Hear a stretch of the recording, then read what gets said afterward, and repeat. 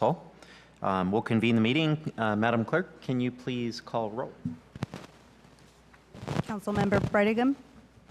Here. Councilmember O'Neill. Here. Councilmember Deidre. Here.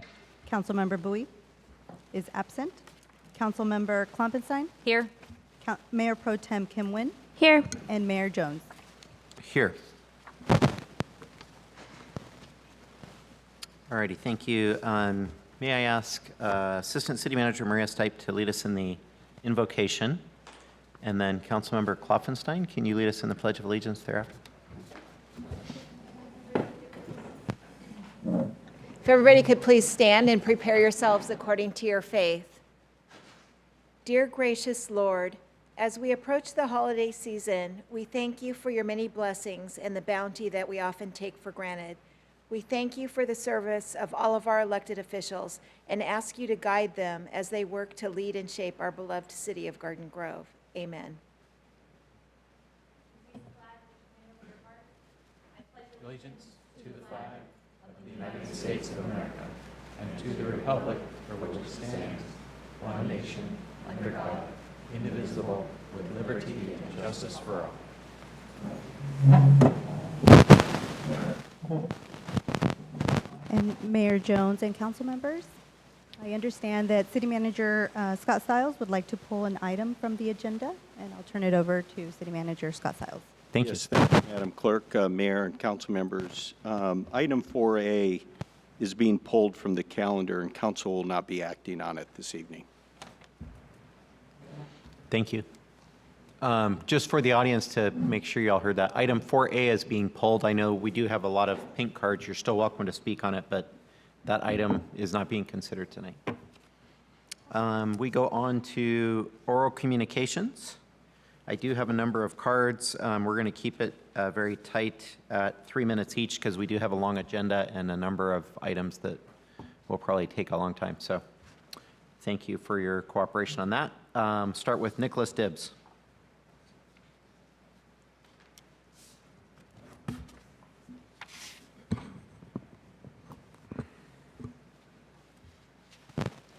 Mayor Jones, members of the council, my name is Nicholas Dibbs. I'd like to follow up on what I've mentioned at prior meetings, but nobody seems to care or do anything on this council about it, which is to encourage civic engagement, to encourage more civic engagement and to improve it. And the way you do that is there are a number of people who cannot, for whatever reason, attend in person. So allow them the opportunity to speak via recorded message or the clerk or staff reading their comments for 3 minutes. There is a difference between just sending the council an email, which may or may not get read by the council members, and speaking in public so that not only the council hears, but that the public hears the suggestions. So this is not, public comment is not meant to just be a one-way street where you send emails to council members and that's it, in lieu of coming in person. Coming in person gives the public an opportunity to hear what the suggestions and requests are so that we as citizens can hold our leaders accountable as needed. And in keeping with what Benjamin Franklin said after the signing of the Constitution, and he was asked, what do we have, Mr. Franklin, what do we have, democracy or what do we have, a republic or not? And he commented, to paraphrase, you have a republic if you can keep it. So I want to urge the council and the mayor to please establish a policy. Last time I was here, I asked to play a tape from somebody who could not attend, and I was cut off. And I'd like the council to establish a policy so that anybody who cannot attend in person can either have their comments read into the record by the city staff or have someone play it, or that you as a city could record the messages and have them played. Now moving on to something else, more needs to be done for our youth, and our youth are facing a number of problems and challenges. Today, giant silos exist between educators, employers, between students and success, but students are better prepared for what comes next when their teachers learn from and partner with their community builders and doers. In that vein, I encourage the so we need to improve partnerships, to have mentoring programs, more internships, and so on and so on. Basically, you've been emailed by myself and others a lot of resources to help the youth. What we need on the city's website, on the homepage, is one of those boxes that would say wellness resources. I provided resources at the October 31st event that the City Council co-sponsored, but we need it on the website to have wellness resources. Thank you. Thank you. Tom Raber.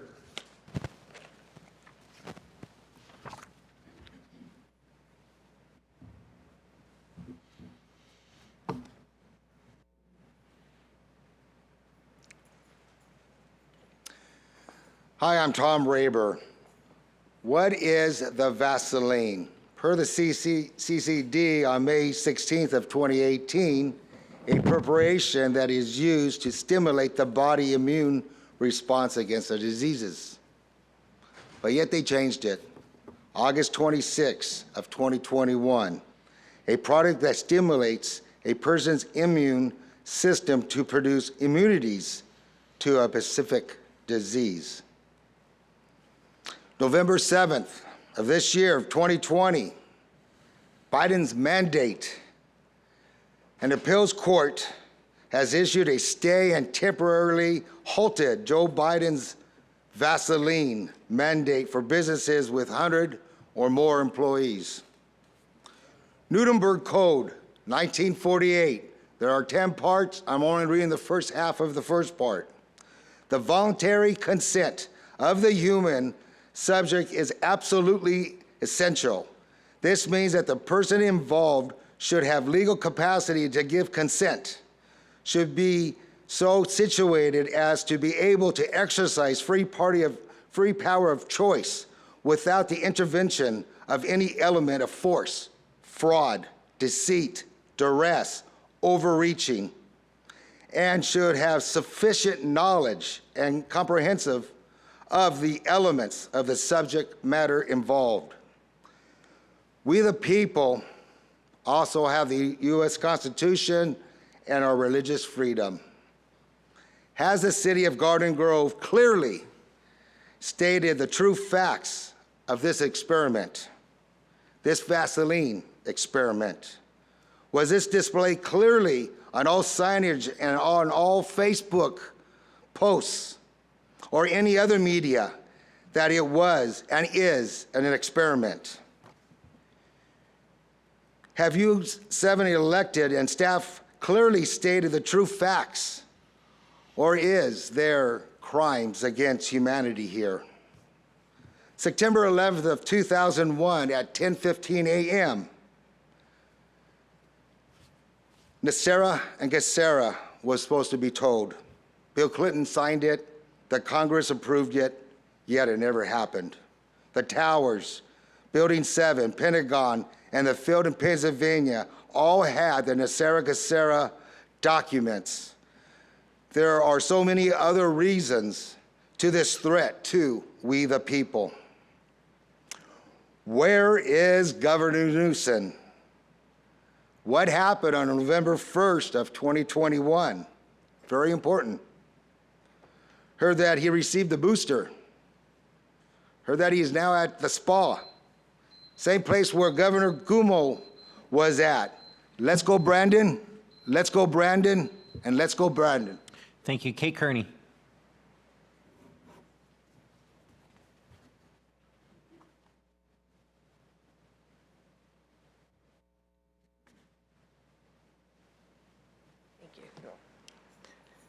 Good evening, Mayor and council members. I'm here to recap the Garden Grove Veterans Day program. Oh, excuse me. She's on her cell phone texting somebody. So Sit down, please. Omar said, what proof do I have? Hey. I just watched her. Sit down, please. Can Hey. I have a police officer look at her cell phone? You're going to get a police officer remove you from the room if you approach the dais like that again. She's not supposed to be on her cell phone. Yeah, you got to go, dude. We're not gonna continue. That was threatening move to come up here on the dais and aggressive. Get out of here, please.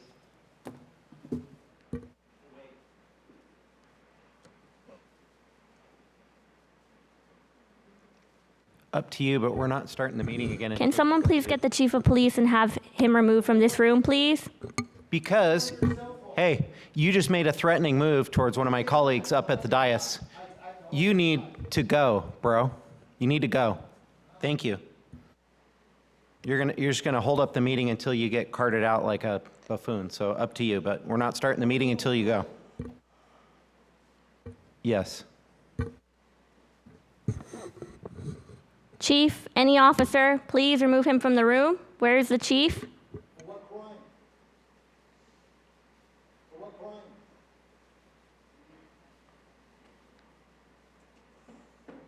What crime have I done?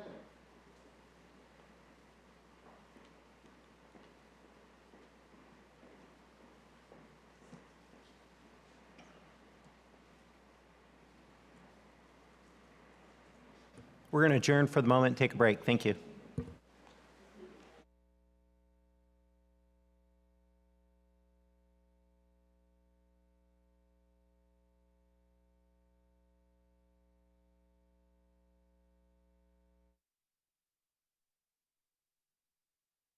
Top that.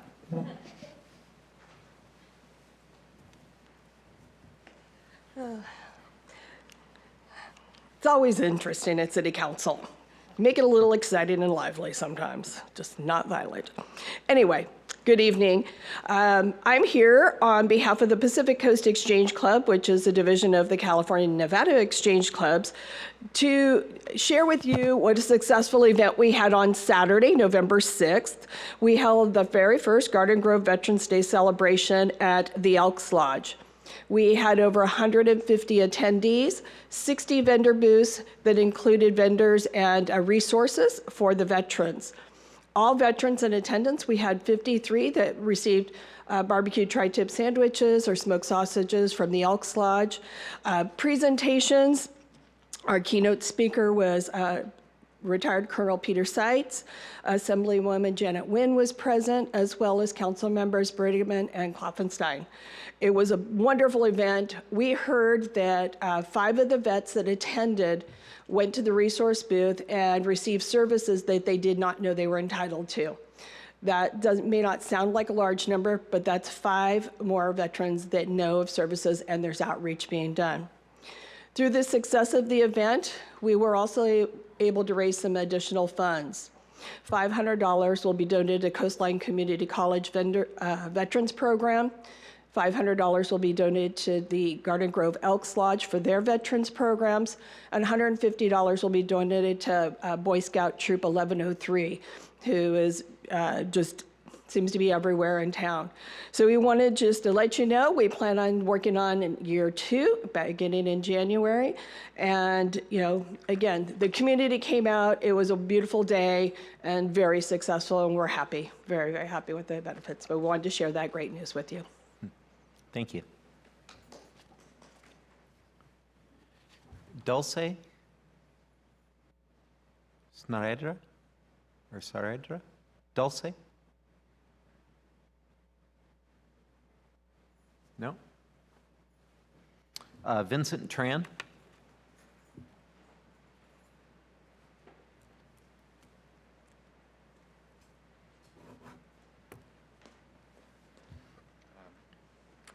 Good evening, council members. I am actually going to read a statement from one of our residents who's a part of the Garden Grove Redistricting Committee. Later on, Dorothy's going to be reading the statement by the committee to the council. So just to start off, Dorothy said, I was born and raised in the city of Garden Grove, and it has been such a joy and privilege to grow up here. The community here is incredibly supportive, and I would not be here or not be who I am today without them. That is why I'm asking you to open up this redistricting process to the public, because this would not only be, because this city would not be where it is without its community and their voices and interests deserve to be heard. in decisions regarding the future. The population of the city has not changed very significantly these past 10 years, but I urge you to reconsider changing the boundaries because they currently do not reflect the community's best interests. When creating these maps, I urge you to keep in mind the following groups of people: the Asian and Latinx communities, the small business owners that make up the cultural backbone of this community, the immigrants who came here seeking refuge from their home countries, and the working class of the city. Thank you. Thank you. Christina Nguyen.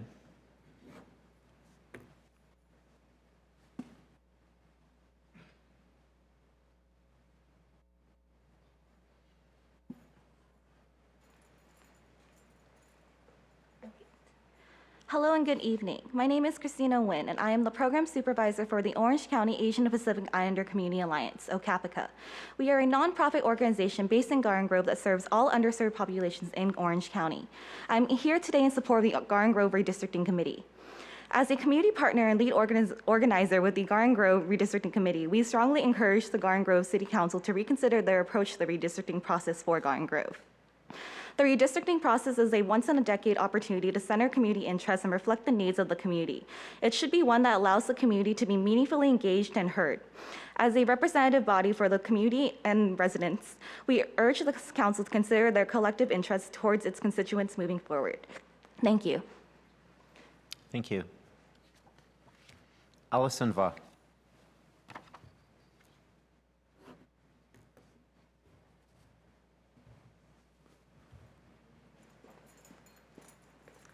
Good evening, City Council. My name is Allison Vo, and I'm a resident of District 5. I'm also the Youth Organizing Coordinator at BitRise. BitRise is a nonprofit community organization dedicated to advancing social justice and systemic change by organizing working-class Vietnamese and immigrant communities in Orange County.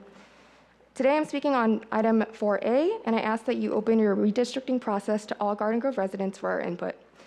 Although the 2020 census has indicated that there is a minimal population change, there's a range of nuanced experiences that cannot be fully captured through numbers alone. Our experiences living in Garden Grove should not be oversimplified in this manner. We know that in 2016, the city of Garden Grove settled a lawsuit by a Latino resident for violating the California Voting Rights Act by diluting the voting power of the Latinx community through the city's then at-large election system. As a result of this settlement, the city moved to district elections with the creation of 6 council districts and an at-large mayor. The mapping process then engaged community input extensively. And so today we are asking for the redistricting process to be conducted lawfully and be done openly with extensive community engagement and input again. The Fair Maps Act, which was passed in 2019 after the city of Garden Grove moved to district elections, mandates a minimum of 4 public hearings to ensure the people who live, work, and call Garden Grove their home can fairly and democratically access their government, participate in a process that has long-term consequences on our health and well-being and the future of our city. So tonight, BitRise, OCAPICA, and Resilience OC will be delivering a statement alongside more than 35 community residents calling for an open process. As a Garden Grove resident of over 10 years, I ask that you ensure the redistricting process remains open and engages all of us. Thank you. Thank you. Lena Tran.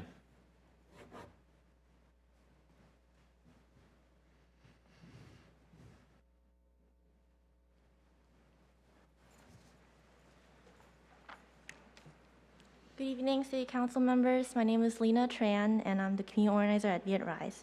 Today, I want to speak on item 4A and want to tell you a bit more about how we've been discussing redistricting with community members. So the Garden Grove Redistricting Committee has been formed by BitRise and partner organizations such as OCAPICA that came out tonight and Resilience of OC.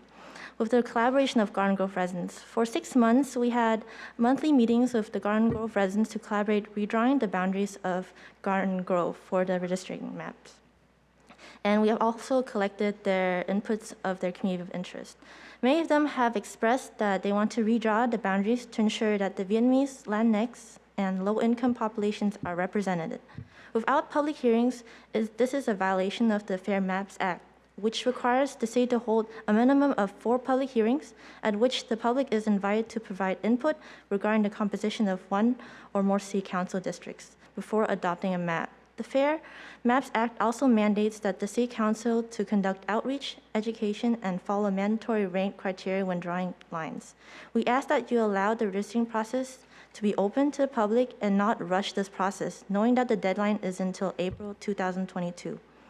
As part of the Garden Grove Redistricting Committee and as Garden Grove Committee members, we urge you to strongly reconsider and open its redistricting process to committee at large, to receive genuine and representative feedback from its constituents, and to understand the nuance of the community that they are impacting. Thank you. Thank you. Dorothy Nguyen?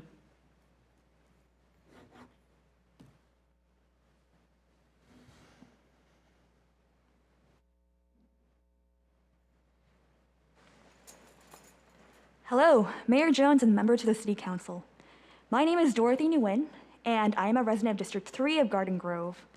I am speaking from the Garden Grove Redistricting Committee regarding item 4A.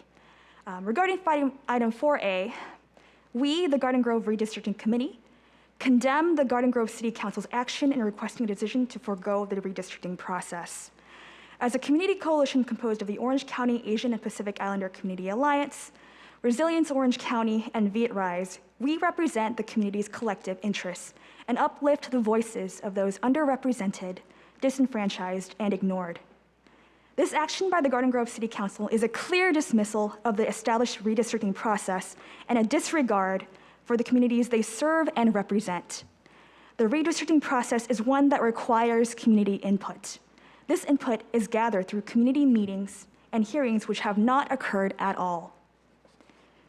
We understand that Garden Grove has experienced minimal population change, which has been the justification for Garden Grove City Council's decision to forego the redistricting process altogether. However, moving forward without public hearing is in violation of the Fair Maps Act, which requires the city to hold a minimum of 4 public hearings at which the public is invited to provide input regarding the composition of 1 or more council districts before adopting a map. The Fair Maps Act mandates a thorough redistricting process that requires that the City Council conduct robust outreach and education, hold a minimal number of public hearings and workshops to receive testimony from the public about, among other things, their communities of interest, and follow mandatory ranked criteria when drawing lines that were previously only discretionary. We ask, as part of the Garden Grove Redistricting Committee and as Garden Grove community members, that the City of Garden Grove open its redistricting process to the community at large, to receive genuine and representative feedback from its constituents, and to understand the nuances of the community that they are impacting and representing. With our communities in mind and our residents' voices uplifted, we urge the Garden Grove City Council to proceed with the redistricting process in order to adopt a reconfiguration that centers our community's interests. And this statement is signed from the Orange County Asian Pacific Islander Community Alliance, Resilient Orange County, and Viet Rise. And over the past day, we were able to gather 39 signatures from residents who care deeply about this issue. I would like to submit this statement. Where should I submit it to? City Clerk. Oh, great. Yeah. Thank you for listening. Thank you. Lisa Nguyen.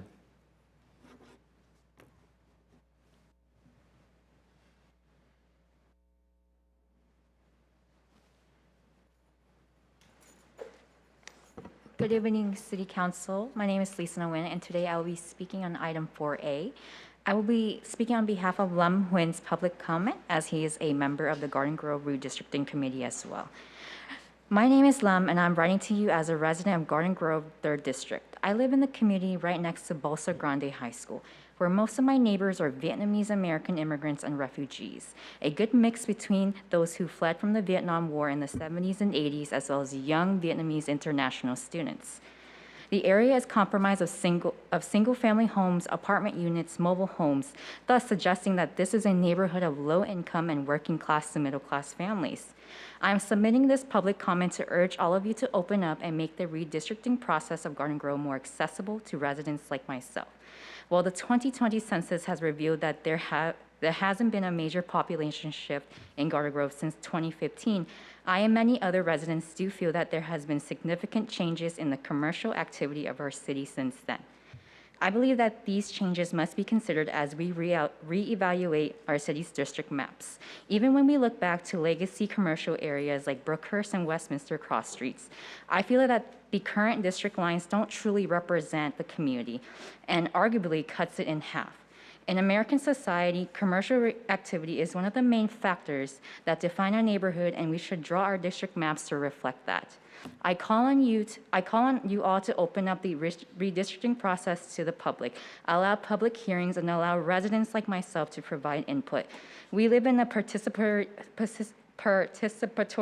democracy, and I believe our city should uphold those values to the highest standards. Please give us the voice we deserve on the lines that will impact us for the next 10 years to come. Thank you so much. Thank you.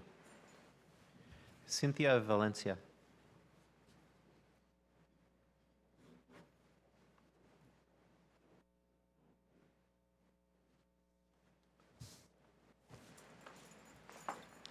My name is Cynthia Valencia. I'm a senior policy advocate with the ACLU of Southern California. Earlier today, along with my colleagues at Viet Rise, Ocapica, and the Resilience Orange County, we sent the council a letter regarding this agenda item.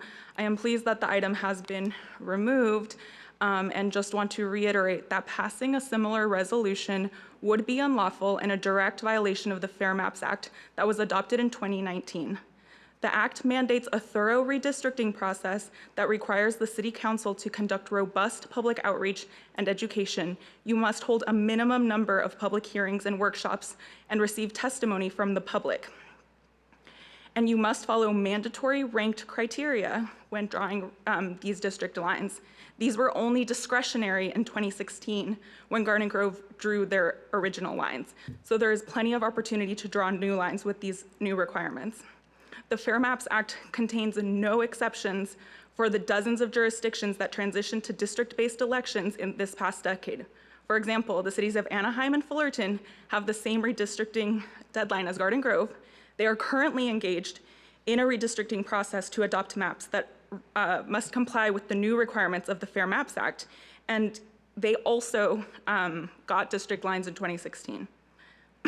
Additionally, the Fair Maps Act imposes mandatory, non-discretionary duties on the council, and passing a similar resolution in the future would be a failure to comply with these duties. I certainly hope that the council's attempt to introduce a resolution like this does not to completely eliminate the public participation process, does not chill the involvement of Garden Grove communities, and does not break the public trust in this process that is legally required by the city. And once the city begins its redistricting process, I implore you to take the process seriously, reaffirm your legally mandated commitment to receive public input regarding communities of interest, and incorporate that public testimony into your decision for the final map, and not just keep the same map because it is easier. This process should be transparent, it should be fair, it should inspire public trust in local government, and the city must comply with their mandatory duties under the Fair Maps Act and begin their public engagement immediately. Thank you. Thank you. Ariana Arestegui.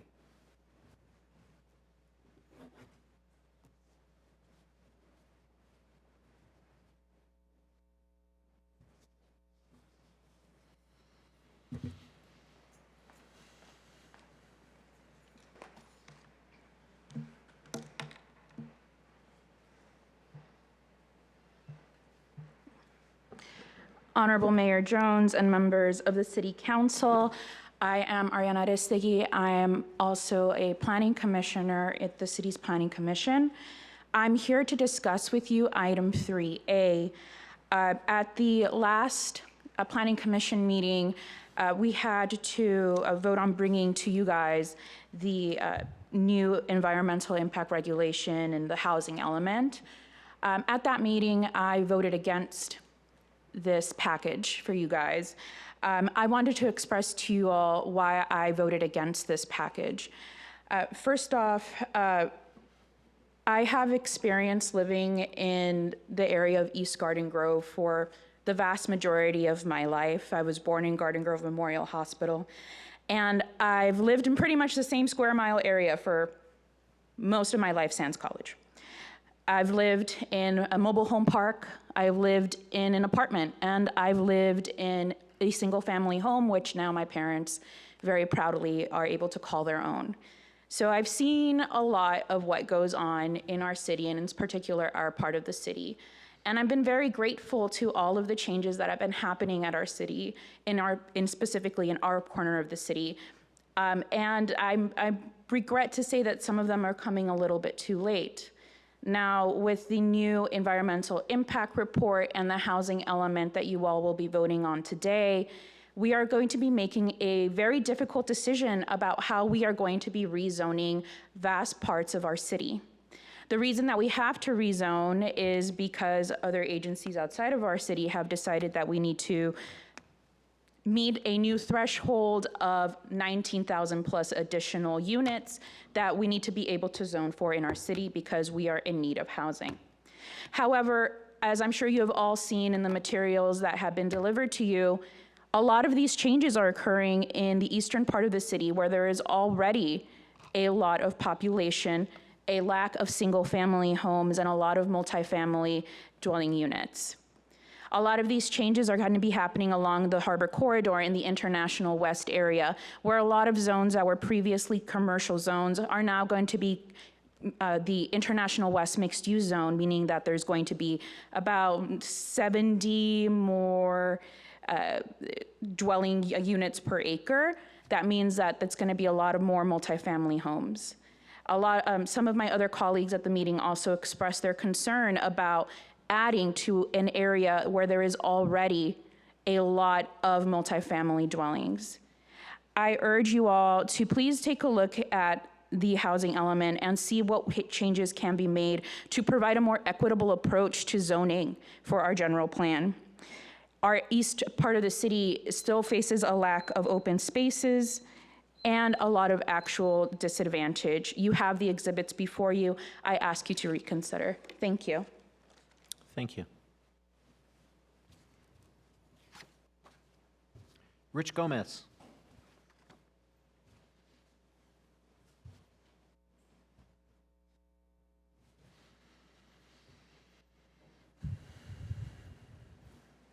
Thank you. Good evening, Mayor and City Council members. My name is Rich Gomez, and I'm with the Southwest Regional Council of Carpenters. I'm here tonight speaking on behalf of our members and their family members who reside in the city of Garden Grove and the surrounding communities, who live, work, and recreate in the vicinity of these projects for item 3A. We believe that our members will be impacted by the environmental impacts of these projects. The city should require that the projects to be built utilize a local and skilled and trained workforce.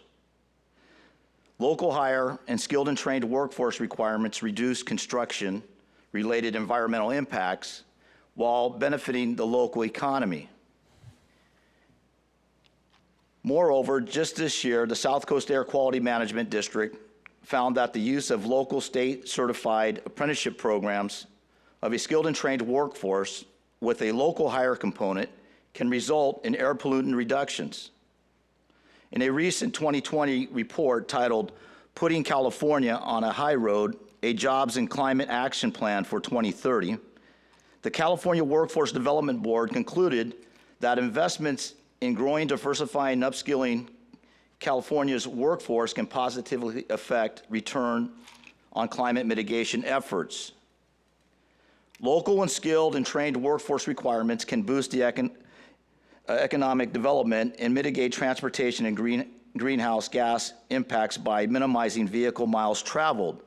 That means keeping our members that live in the city of Garden Grove and the surrounding communities working in their city, not driving 2 and 3 hours to and from work, giving them the opportunity to enjoy the life that in the city that they live in and grew up in.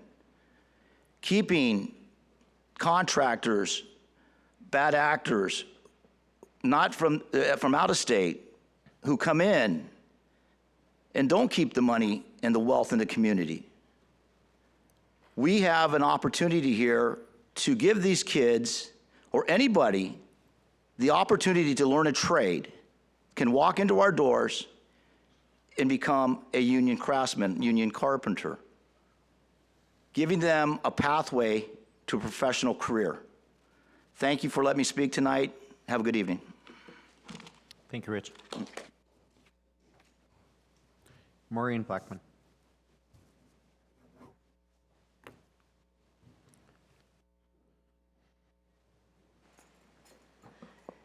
Good evening, Mayor, Council, and staff. I'm going to keep it brief. I know you have a heavy schedule. I'm here for two things that seem to be important to our community. One is on the way to City Council tonight, I was at Euclid and Stanford, and two drivers ran the red light right next to me.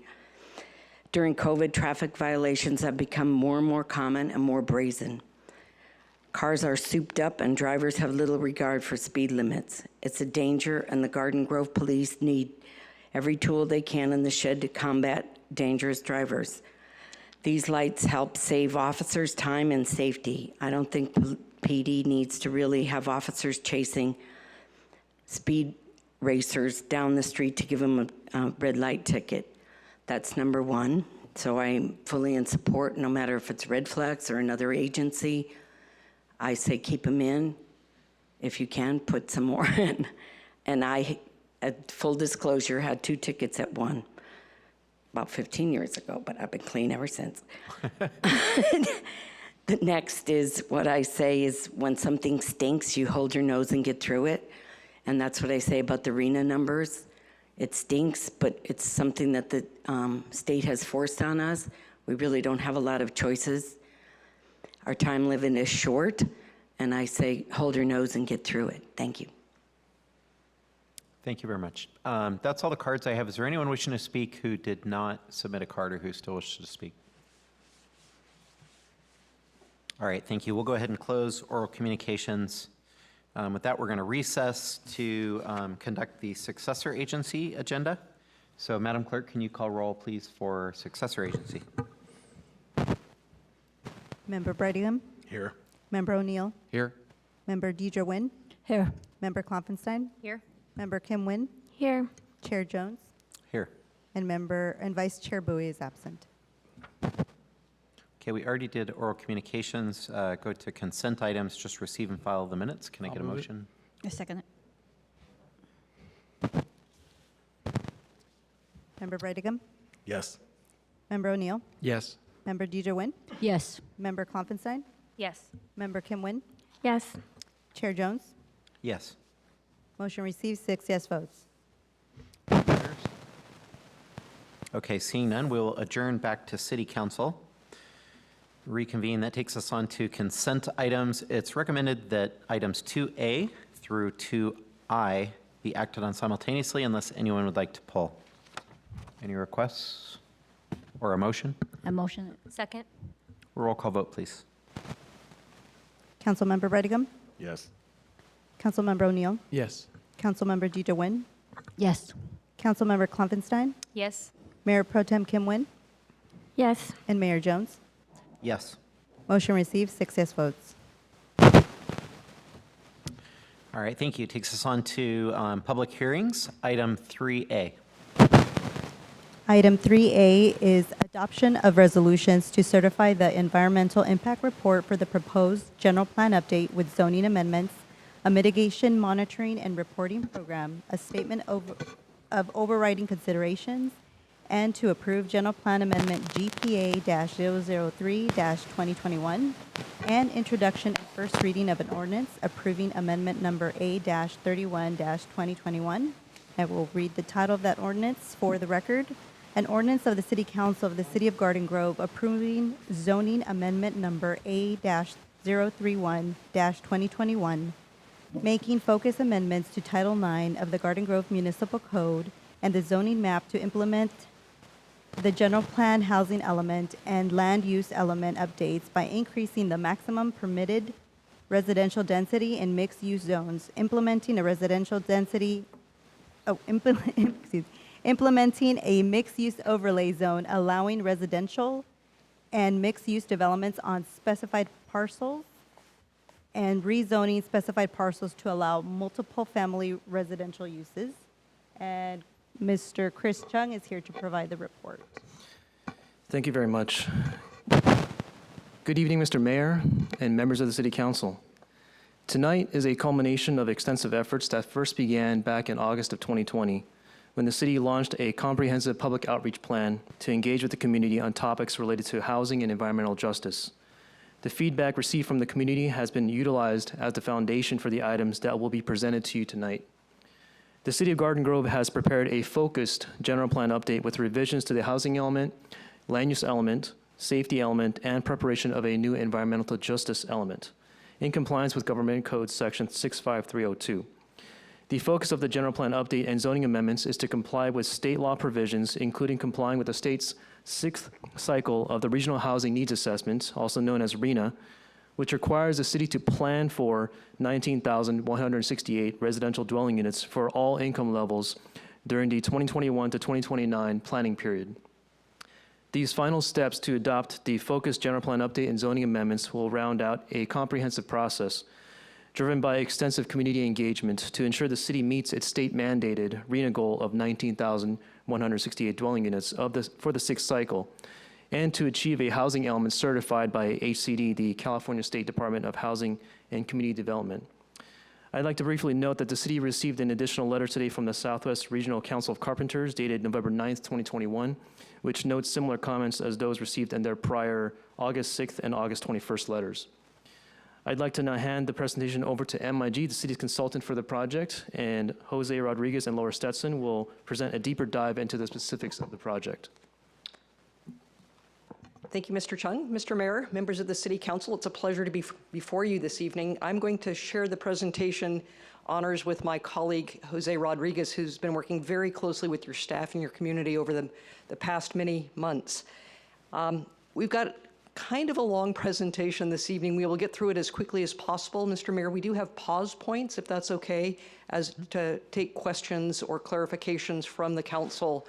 So we're not going on for a lengthy period of time. You don't have to save up all of your comments. We've broken it up into bite-sized chunks, if that's okay. Great. Great, thank you. Our agenda is to review with you foremost the extensive public engagement program that was undertaken to reach out to the community, because this has been a very challenging process. I think the council has been kept apprised throughout the program that the state, through the Southern California Association of Governments, has given Garden Grove a pretty daunting task to undertake, and that's to plan for over 19,000 new housing units in a community that already has a population of 75,000 and is fairly built out. And so it has been a challenge. It's something that your staff has taken on and that the community has really provided a lot of good input on. And so I do want to set that out before we get into the presentation this evening. But one thing I do want to clarify, and this has been made abundantly clear, I think, throughout the process, is the city's responsibility is to plan for those units. It's not the city's responsibility to build those units. It's just to create the capacity and to allow market forces to build housing in the units that the city thinks are appropriate for new homes. This process has not been just about the housing element, but because of this change and the need to accommodate the units, the staff has found the need to also update your land use element, to make zoning code amendments to parallel those. And because of some requirements of state law, there has been a need to both update your safety element and also to prepare a new environmental justice element. There are triggers in state law with regard to the housing element that require those other two things to be done. So that's a lot to go through. So we'll start at the beginning of what this project has all been about. As I mentioned, it's these 4 elements: a comprehensive update of your housing element, focus changes to land use and safety, and a brand new environmental justice element. My colleague, Jose Rodriguez, is going to cover the other, he'll cover all of these 3 elements, but I wanted to get through the overview. I'll pick it up and give you a review of the zoning code amendments and also the program environmental impact report. We have other members of our staff here this evening and from the traffic consultant who can answer any technical questions with regard to the environmental document. This has been a very community-driven process. When you're planning for 19,000 plus new homes, The people who live here and the decision makers certainly need to have a say in how this happens. They live here, they work, some work here, they play here, they enjoy the great amenities of Garden Grove, and it's important when you're planning for a lot of new people to come into the community that it's done in a balanced manner and in a way that new homes will integrate well into the community. And so we had a lot of outreach to the community, some focused solely on the housing element, some focused solely on the environmental justice and safety elements, and other activities that really looked at holistically all of the things that were proposed. And I'm not going to read everything that's on the screen as I buzz through these, but it's largely to put on the record and let the public know that yes, there's been a lot of discussion with the public. There has also been the opportunity to talk with the decision makers and policy makers, with numerous meetings with the Planning Commission, study sessions with the City Council dating back a year ago, both to look at land use alternatives and to affirm a preferred draft land use plan. I do want to mention at this point is when we went to you in January of this year with a land use plan to affirm, the purpose of that was to make sure that we had something that we could study in the environmental impact report, recognizing that through the public process, that land use plan might change. So as we've talked to the community, and specifically as we have had a review of the housing element with the State Department of Housing and Community Development, or HCD, there have been changes to what you saw just about 10 months ago because of this public process. We did go to the Planning Commission with this updated plan just about 2 or 3 weeks ago, and they did make recommendations to move forward with it, and then we're here before you this evening.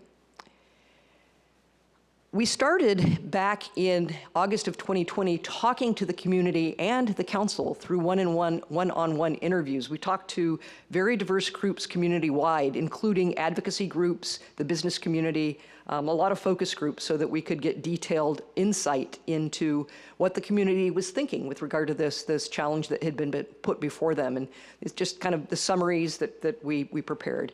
Throughout the program, there has been a web page that the community could go to get information, to read about the housing element, to read about the progress being made, and also that we had posted all the community summaries here so people could read what their neighbors had said. We did a couple of surveys, one of which was an online mapping survey. We did it in multiple languages, and I have to say that the response was pretty darn good. You might think, well, gosh, 622 responses out of a community of 75,000. For something like this, based on the many years that I've been doing planning projects, that's a pretty darn good response. To really make sure that as many people as possible knew about their survey, your staff actually went out in person. And so for people who did not take the survey online, they had paper copies of the survey and distributed flyers letting people know that they could take the survey in the language of their choice. Most of the responses were in English, but you can see in the pie chart up on the right hand there that you had a pretty good number both in Spanish and Vietnamese responded to the survey. So we didn't look to see exactly how this relates to the demographic makeup of the city, but it's a pretty good distribution. The mapping survey that I mentioned, we had about half as many responses as we did to the citywide survey. It was just more difficult to do this on a paper survey, but your staff, again, pushed out the word that this was an online survey that folks could go take. And they even provided incentives, prizes for people to participate. Nothing like giving people incentives. We had a forum that pretty much echoed that survey to ask people about what they thought of particular housing sites. We had a specific forum where we reached out to what are called disadvantaged communities, meaning those communities that suffer from higher pollution burdens, maybe lower economic status, and to specifically ask them about housing and environmental justice issues. Fact sheets were available for people to stay up to speed. We had a lot of summaries that were produced, and you might not be surprised to say that folks overwhelmingly said the city needs to make sure that there is more affordable housing in the community, both more affordable, but additional homes that are affordable. We had comments on the environment, and these related to the environmental justice survey, so that this is probably just good, interesting reading when the council's looking over its priorities for 2022. Your community has provided a lot of good input. We came to the Planning Commission back in May to share what the public has said and to get additional insight from the Planning Commission. These were public meetings that the public could come and comment as well if they hadn't had a chance prior. And some of the comments that were raised included having the city possibly investigate having an inclusionary housing ordinance, streamlining the process for accessory dwelling units. I think you may know that there has been an explosion in applications to build accessory dwelling units, ADUs, in the community. It's been a very popular thing to do. So let's get down to the nitty-gritty about the housing element and what is in there. I'm going to turn the discussion of the housing element, the land use element, and safety and environmental justice over to Jose Rodriguez, and he's going to pause after each element so you can ask for clarification. Jose? Thank you. Thanks, Laura. Good evening, Mr. Mayor and members of the City Council. Let me go over the 4 elements we focused on in updating, and the first one is the housing element. The housing update process started about a year ago. One of the first steps the city conducted was appealing the RHNA number that Laura talked about earlier, the 19,000 units. That number was eventually denied by the Southern California Association of Governments, SCAG. We continued on. We've done public engagement, excessive public engagement that Laura outlined.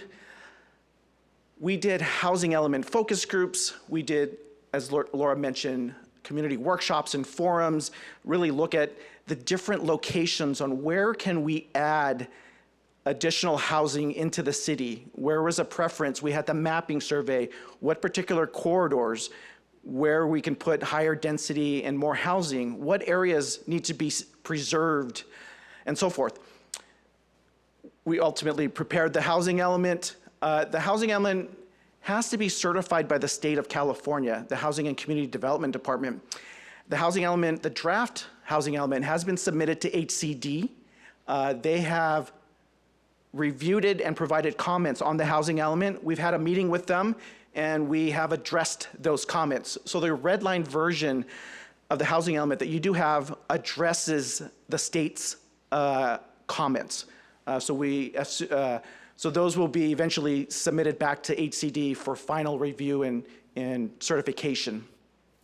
And of course, now we're going through the public hearing process. This chart or table does show the allocation, the regional housing needs allocation that Laura mentioned, and it is 19,168 units. As you can see, approximately just under 40% of those units are what's considered the lower income housing categories, meaning that housing has to be available for lower income housing. And there are a set of criteria the state looks at to make sure that the site inventory of the housing we put in the regional housing needs assessment, how are they allocated for lower income? And usually it's by density. Actually, it's required by state law by density. The minimum density threshold has to be 30 dwelling units per acre to be qualified under the very low and low income categories. Site size is also taken into account. You can't identify lower income housing in really small sites. They have to be between a half acre and 10 acres. So we can't choose very large sites either. HCD or the state has recognized that that size of parcel and the density allows or is more favorable for building affordable housing in the future by, again, either could be affordable housing developers or through some sort of subsidization of housing.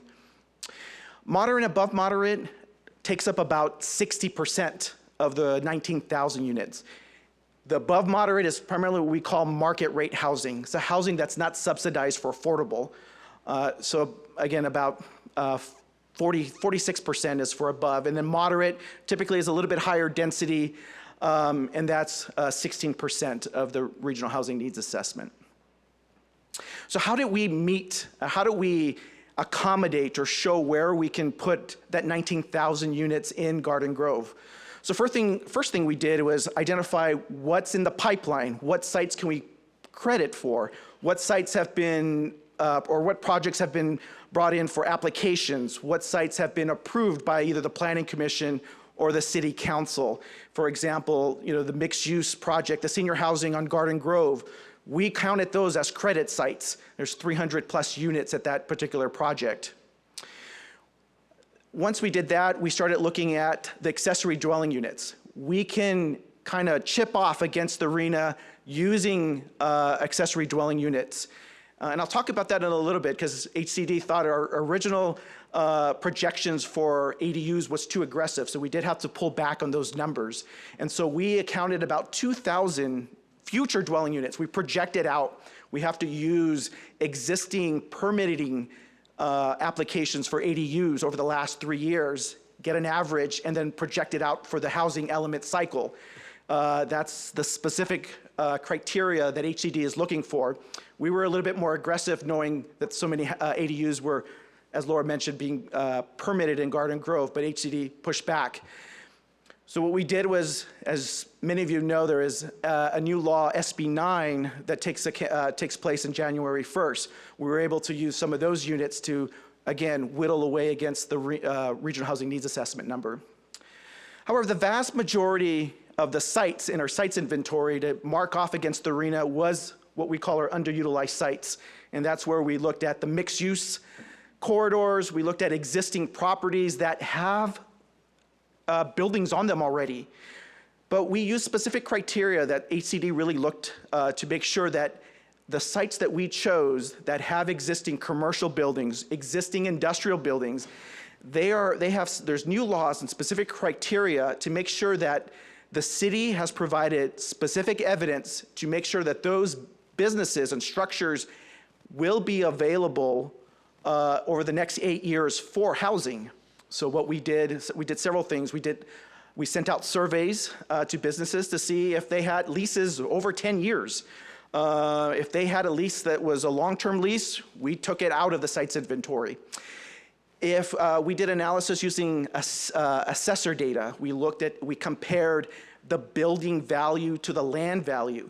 If the building value, what we found is less than the land value, we know that the property owner has not made significant investments to that property. So it's potential. We're not saying it's going to be redeveloped, but it's a higher likelihood of potentially redevelop.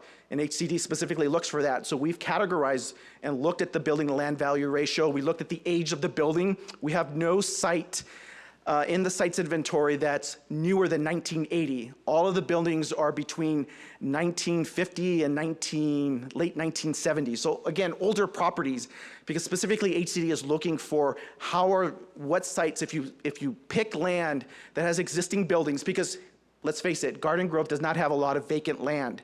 So we had to look at the sites inventory of sites that have existing buildings. And we looked at we looked at the age, the facades of the building, which ones were deteriorating.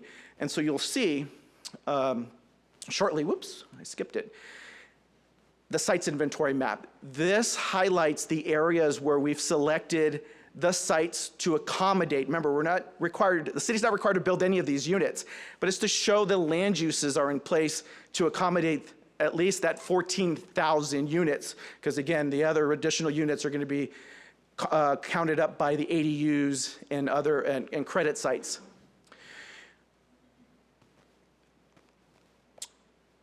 Another key component of the housing element is the programs we put into the housing element to accommodate the housing units, but also address many other issues, fair housing issues, the ADU, accessory dwelling units, various other programs. So these were the key programs in the housing element.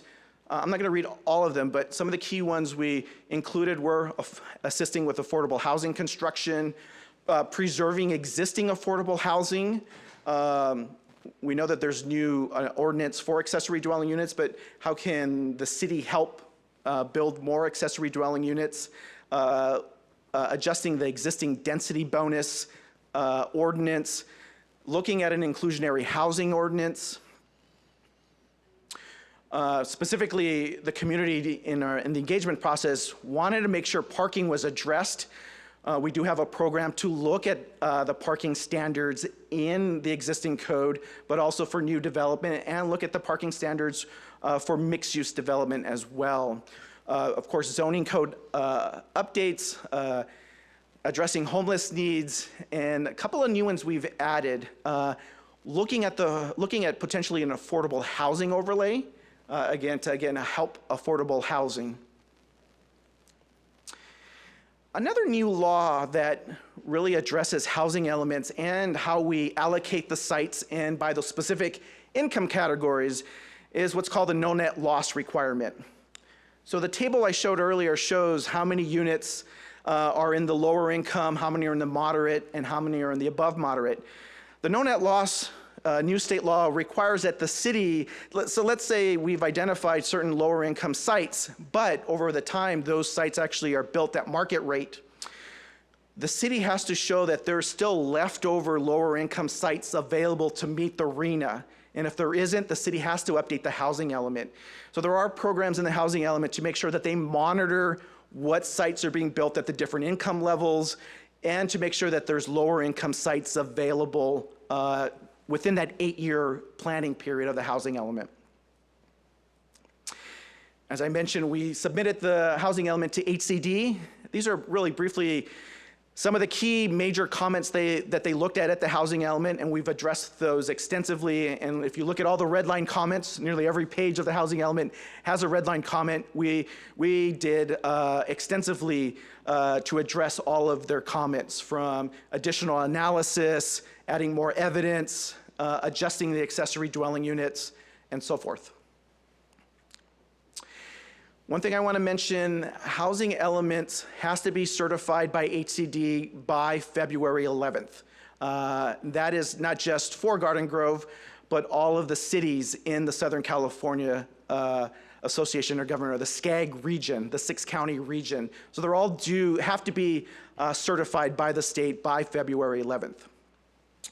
Now, not to scare any of the cities, but many cities are aware of some of the challenges of not certifying a housing element. And our firm has helped other cities that are, some cities had taken many years to certify their housing element, but again, there are some ramifications of not certifying their housing elements. And obviously one of them is you open the city up to legal challenge, a loss of permitting authority. The courts can get involved and take away some of the authority from the planning department and building department, financial penalties that can be instituted by the courts.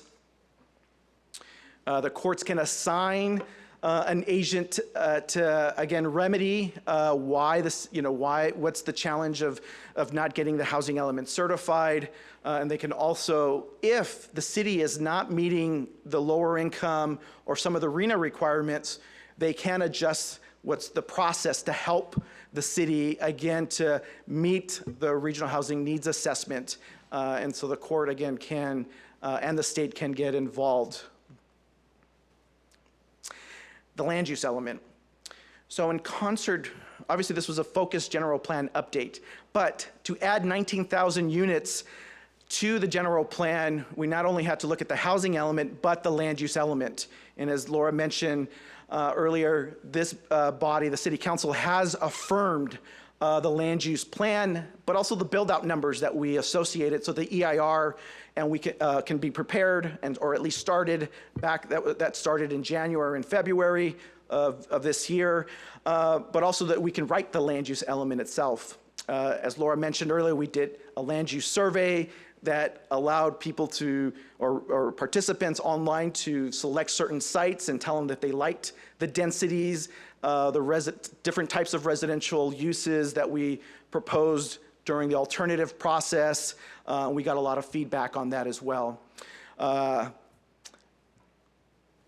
land use element primarily was updated really to address the housing element, but we took the liberty to go ahead and update the land use element, add new policy, particularly if we're looking at new land use changes within certain focus areas. We did add new goals and policies to address some of those changes, and some of those changes included the mixed-use designations along Harbor Boulevard.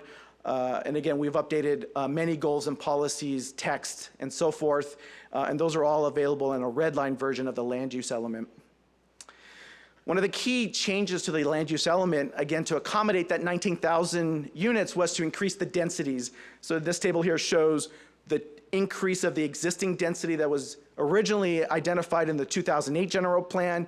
You can see how we've increased the density, in some places nominally, in other cases a little bit more, but all within the mixed-use designations. So this next map does, this is the, I apologize. This is the land use, the proposed draft land use map that shows all of the changes entirety. But I think the next two maps will be important because this particular map identifies the mixed use designations where we had land use, or I'm sorry, density increases. So again, all of the mixed use corridors, the mixed use districts, there were no density changes in any of the single family residential districts, just the mixed-use designations. This next map does show we did make some adjustments to the base land use districts. So we did expand the International West further south down to Westminster, but also to take advantage of the new OC Transit car station that's going to be located on Harbor and Westminster. And there were a few minor adjustments from either a commercial or industrial, primarily commercial or industrial or office designation to a mixed-use designation. The safety element, again, as Laura alluded, again, is another state requirement. When you do a housing element, several elements, it triggers other elements. The primary reason to update the safety element is to address climate adaptation and resiliency. We drafted the element earlier this year. It is available for public review. There is a red line version to show the changes to the element. But the key items that were addressed in terms of climate adaptation, extreme heat, extreme storms, droughts that we are currently facing, potential power outages as a result of either extreme storms or extreme heat. Sea level rise, I know you're not along the coast, but you're near the Seal Beach or the wildlife reserve, and potential over the long term, it does show some sea level rise coming up to the boundary of Garden Grove. Doesn't directly affect the city, but it potentially could affect some groundwater. So those are things that we looked at and make sure there's policies to address those. Again, updated all new goals and policies and texts. We included what were the vulnerable populations to climate adaptation that could be affected, and we identified those in the city as well. Environmental justice. This was, again, a new element that Laura mentioned. We did, again, a lot of work to get public input from the surveys, from workshops, putting the element together and distributing it to the public for review. There is no red line version because this is a brand new element for the city. The key things for this environmental justice element was identifying the disadvantaged communities. And those are, as Laura mentioned earlier, those are specific areas in the city that either have pollution burdens or specific population characteristics that have either specific either lower incomes or different socioeconomic conditions that trigger through state law a disadvantaged community. We've added new goals and policies to address pollution burdens in specific areas, specific policies to look at new residential development if it's adjacent or near industrial areas, to make sure that there's site design, landscaping buffers, different approaches to reduce pollution burdens, sound walls. We also have policy to take a look at some of the zoning standards in the event the city wants to look at some of the allowed industrial uses and maybe take out some of the more heavier industrial uses in the future, to take a look at the zoning and the allowed uses in the industrial districts. This map shows the different disadvantaged communities. It's a little hard to read, but the darkest orange and red areas are the disadvantaged communities. There is one particular area along the western part of the city that primarily follows the industrial corridor. It does take up a lot of that census tract does cover a little bit of Stanton. There's no residents in that particular area along Western Avenue, but it is recognized as a disadvantaged community with some industrial uses that do have some pollution burdens. And then along the 22 freeway in the southeastern portion of the city. This map highlights some of the pollution burdens associated with analyzing disadvantaged communities. We've identified the different businesses that do emit air pollution, that do handle hazardous waste. So this map, and it also does show some of the transportation corridors that have a lot of traffic and have, then you have the associated exhaust and particulate matter from exhaust from those vehicles. We do also identify the disadvantaged communities and some of the population densities within those particular areas.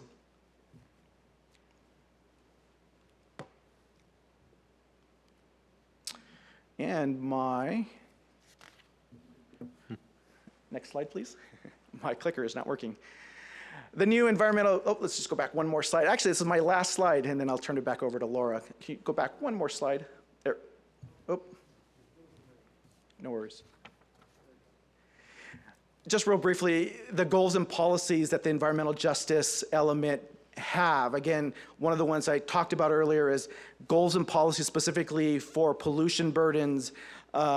We have new goals and policies to address public services and prioritizing services and facilities within disadvantaged communities, increasing access to healthy foods, more community gardens, farmers markets. Again, these are policies, but also city programs through your community services departments, healthy food programs, cooking programs. And then one we did add, and we've heard earlier in this meeting, is increasing civic engagement and community outreach. So there are a handful of goals and policies that address that and increasing ways to reach not only the community at large, but within disadvantaged communities. That concludes my part of the presentation. I'm going to turn it back over to Laura Stetson. Thank you. Mr. Mayor, I misspoke earlier. I thought that we might have some pause points, but we're down the home stretch, so if you don't mind, we'll power through. Power through. Great, thank you. As we mentioned, this project also involves focused zoning code amendments that parallel the proposed changes to the land use plan to create that consistency that's required. And it requires making changes to your existing mixed-use zoning districts to increase the densities commensurate with the land use plan, but also to create some new zoning overlays. I think we just lost our presentation. Chris, you're messing with me here. Okay, thank you. And if I could have the next slide. This chart is very similar to the one Jose showed you with regard to increases in densities, and the map the map on the next slide shows where the zoning revisions, meaning changes of zone, are required to achieve the densities and the land use policy that is put forward in the land use element. Next slide. The cap piece to all of this is in the environmental impact report. Because of the extensive nature of the proposed changes, the requirement kicked in to do a very thorough analysis of what the potential impacts would be with planning for 19,000 new units. Actually, the environmental impact report looks a little beyond that just because it needed to be prepared at a time before the plan was actually put together so that it's more than what the RHNA is, but it does cover the RHNA. And if the council has any questions about that, we'll come back to that. The process started in June of this year. The public was notified that an environmental impact report was going to be prepared. People had the opportunity to indicate what they felt would be issues to include in that analysis, both in writing, and they were able to speak at a meeting that we held back in July of this year. Under the state law, the EIR is required to be available for a 45-day public review period, and that extended from August to October. And we put together responses to all of the written comments that were received on that. And so that is part of what is called your final environmental impact report that you're being asked to certify this evening. Next slide.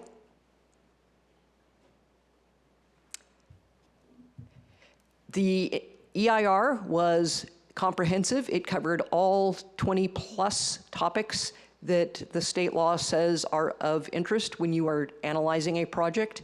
And so it was very thorough. And if you had a chance to read it all, you learned a lot, I bet. Councilman Nguyen, we're going to expect a lot of questions from you. Next slide. The findings that you make in an environmental impact report, there are really 3 things that you can find for each topic area. That the impact is not significant, it is less than significant. That it's potentially significant, but you can do things, you can impose mitigation to reduce that level of impact. Or there may be impacts that are significant and unavoidable. And when you're doing a long-range plan, like a general plan, it is very typical that the findings are that traffic and noise and air quality impacts are significant and unavoidable if you have a substantial increase in population or substantial land use changes. That is not unusual in virtually every EIR for a general plan that I've worked on. That is what the outcome is. And if you find significant unavoidable impacts, the council is required to adopt something called a statement of overriding consideration, saying, yes, you recognize that those impacts will occur, but there are overriding considerations as to why the project should be approved. And so this is the language that is part of the motion tonight, if the council is moving forward tonight. I will turn this back to city staff to wrap up, and we are available for questions, the entire consultant team as well as city staff. Thank you for your patience this evening. Thank you, Laura. Thank you, Jose. Thank you, Jose and Laura, for your presentation. And I just want to say that I believe it goes without saying that this has been a monumental effort. And just staff would just like to thank all the council members, the commissioners, the stakeholders that got involved, the community in general, for taking the time out of everyone's busy schedules and providing the valuable input that we used, and just staying informed and involved throughout the process.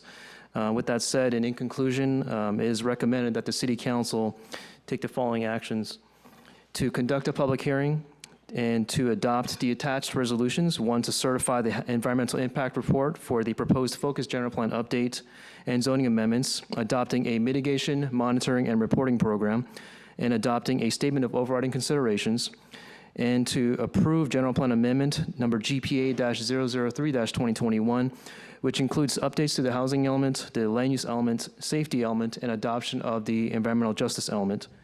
And 3, to introduce and conduct the first reading of an ordinance approving Amendment number A-031-2021, which includes text and map amendments to Title IX of the Municipal Code and to the zoning map to implement the housing element and land use element updates. And as Laura mentioned, the consultant and staff are available for any questions you may have, and thank you very much for your time. Thank you, Chris, for that report. Thank you, Lisa Lee, Chris, Maria, everybody else who was involved from a staff standpoint. I know you guys put a ton of time and effort into this thing for well over the last year. So we appreciate your efforts and all your thoughtfulness that went into trying to figure out how to accomplish a very difficult task in meeting the requirements that we have to meet with our housing element and our general plan updates and the EIR and all that, but also looking out to protect the city. So let me hand it over to my colleagues for comments, questions.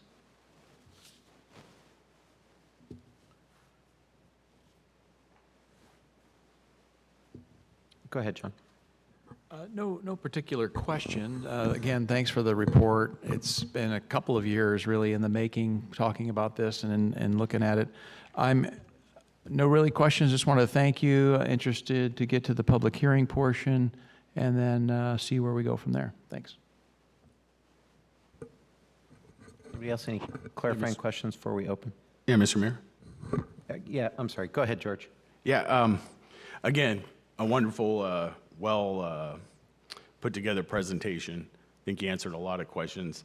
You know, some of my biggest concerns, I guess, are infrastructure. I think the Planning Commission got it right, personally. You know, we're zoning for 19,000 the possibility of 19,000 new residences in our community or our city. But we're not taking account, and I think the term they used was environmental, justice, when it comes to parks. You know, why didn't we plan? Well, if we're going to add 19,000 new residences, we need to plan for the parks that are going to be there to establish that. You know, as of now, park space on the east side of the city is very limited. I think the 6th district only has one park in it, and the 5th only has 2, if I'm not mistaken. And you know, I don't know. It seems to me that application wasn't really looked at. It could have been said, okay, well, if we're going to put in X amount of homes, we need to look at, you know, where the kids going to play, where the old folks going to walk their dogs and feed the pigeons and whatnot. So, you know, just stuff that probably should have been considered during this process. You know, maybe we would hold the developers responsible for building those parks, should they decide to build, you know, a community or some residences. You know, right now, you know, we have a few schools that are being used as parks, and I know we have folks from Los Angeles, Torrance, Long Beach, Santa Ana, that are just filling those parks because those communities don't have park space. So they drive all the way over to Garden Grove to use our parks for soccer leagues, for, you know, different things.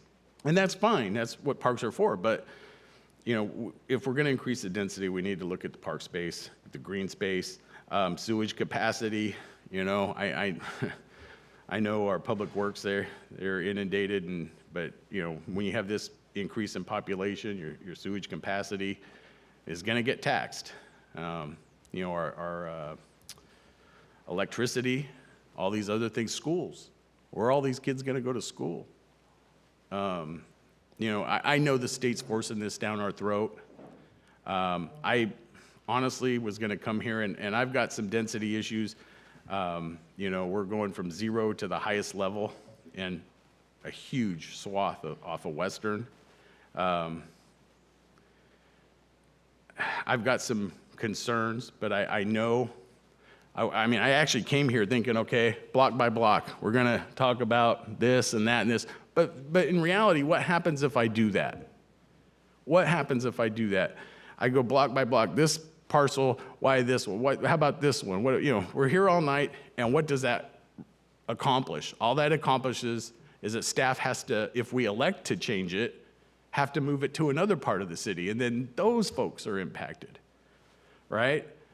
We have to take this on. We have to take the increased density. We don't have a choice. As one of our public speakers said here earlier, hold your nose and get through it. That's kind of how I feel right now. George, keep in mind we still have to open the public hearing, so. Oh, I'm sorry. Yeah, sorry to My cut bad. you off, but just to get back in context of where we're at. Kim? Thank you. I just have a few clarifying questions. First question, did we adopt a climate protection action plan? No, we did not. Okay. Just because there was some confusion between the draft EIR and then the housing element in reference to this climate action plan, it almost made it seem like we did, and then it's like we're going to again. So I just wanted, that's a clarifying question for me. Secondly, the inclusionary housing ordinance, is this part of the housing element, or are we saying that we're going to look into it? Because the language is kind of confusing in the housing element. It makes it sound like we're doing it, but then at the second bullet point, it references saying we're going to examine looking into it, not that we're actually going to do it. The inclusionary housing program specifies that the city will look into the feasibility for an inclusionary housing ordinance within the first 4 years of the adoption. And then if it appears favorably and if it's council's direction, then that can be looked into for an inclusionary housing ordinance. Okay. Another question that I have is probably a little too in the weeds, but in the employment section of the housing element, it references that those in manufacturing had a median income of $37,924, and then shortly thereafter says those in manufacturing are also paid above the median income. And so I don't think that 37,000 is, it's like contradictory statements, and that's on 12-14. So just a note for you guys to look at that and make sure that you clear up the way that that's worded, because it's very confusing. Thank you. Also in the draft EIR, it references Twin Lakes Park, and I don't believe that that's what that park is called anymore. I think it's the Hastur Basin Reservoir. So correction to the draft EIR in areas where that's referenced. On 12-29, it talks about sheltered versus unsheltered, but it doesn't define what unsheltered is. So that was something that I think should be included in there. So the definitions of what sheltered, unsheltered, homeless are very different depending on who you ask. I think it should be stated very clearly in this. One other comment that I had. On 12-43, it references in the chart silent, and I have no idea what that means. 1 second while I turn there. For the specific plan subzones where housing is permitted, table 12-20. Okay, we'll definitely look into that. Yeah, just, there's dashes for nothing, P for, I'm assuming, permitted, and then it says silent, so it wasn't identified what silent meant. And I'll leave it there for now so we can open up the public hearing. Yes, Stephanie, go ahead. Just a clarification, on page 27 of the housing element update, on the table, it talks about SB 9 duplex sites being a total of 1,459. Can you just go into a little bit of detail and explain what that means? That's in single-family residential, large lots being split, is that correct? Yes, that's correct. It looks at or at least the housing element methodology for SB 9 sites was looking at the higher, or I should say the larger sites. I believe it was 11,000 above that. So those are showing the most feasibility for SB 9 lot splits. And that would only be duplex, or could that be up to 4 potential dwellings on one lot? It could be either or, if they do a SB 9 lot split or a duplex on an existing single lot. Okay, thank you. Mayor, will there be opportunity to ask more questions? Absolutely. Okay. But just for now, it should just be more clarification questions about the report before we gather input from the public. So should we go ahead and open? Could I ask one more? Go ahead, John. From staff, just on the report on the ADUs, I understood the averaging of what we have open so far and all that, but moving forward, is there a multiplier that we have, a percentage of an ADU counts as a RHNA number? Can you clarify that for me?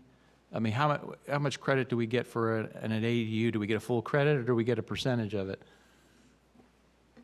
Jose will better clarify than I can. Yeah, the way the HCD specifically has specific criteria on how to count the ADU units. So what they're specifically looking for is the average between 2018 and 2020 or 2021, when the new law, where many of the cities adopted the new law, they wanted to see how many were permitted on an annual basis to get the average of that. And then we can project out, so if we have that average, and I think it was, I'll have to go back and look at that number. Let's say it's 200. Over the next 8 years for the housing element, it's 8.3 years, eight years and 3 plus or minus a few months. You multiply that, and that gives you the number of ADUs we can count toward the RHNA. So those are the numbers. Now, we don't know what future ADUs would be built, but that's specifically what HCD has identified, how we can count ADUs against the RHNA. That helps. Thank you. Mayor, sorry, one last clarifying question before I have other questions later. In page 12-41, table 12-18, zones where housing is permitted, the index at the bottom indicates emergency shelter excludes group shelter and homeless persons Center. And when it talks about the emergency shelter overlay zone, it only mentions the east end of Garden Grove, whereas on 12-57, it makes reference to the western industrial area along Western Avenue, which I am assuming it's the area on West Garden Grove. So there's an inconsistency there with that definition. If you could correct that or clarify that it's one way or the other, to me, that would be great. Yes, thank you. All righty, I'd like to go ahead and open the public hearing. I do not actually have any pink cards. Is there anyone wishing to speak on this particular item? Nick Dibbs, please come forward.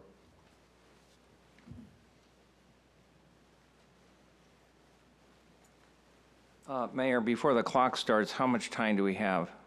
3 minutes, please. Okay. Mayor Jones, members of the council, staff, citizens of Garden Grove, my name is Nicholas Dibbs.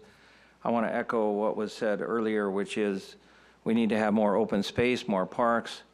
And how can you accomplish that? If you put the burden solely on the developer to do that, then that's going to increase the cost of the housing. So the city needs to come up with a way of increasing open space. I have been saying this before, which is the city owns about 100 acres of open space at the Willowick Golf Course. Even though that's in Santa Ana, perhaps you can make a deal with that city and annex it or do something to have that space used for open parks and require more open spaces and more parks. Rich Gomez, I want to echo what he said from the Southwest Region of Carpenters. As a teacher and a proponent of increasing CTE, career and technical education, we need to include the recommendation that he mentioned of hiring local skilled and trained workforce requirements, having those in place and utilize and allowing for mentoring and apprentice programs for our young people at both the high school and post-high school areas. Age groups. You need to have rooftop gardens. Allow rooftop gardens instead of requiring you could have a sloped roof, but slightly sloped, but allow gardens on there so we can put the garden back in Garden Grove. You could have parallel parking where possible, widen the streets and have parallel parking to increase the parking capacity. And I would ask this council and the Planning Commission to allow second-story ADUs.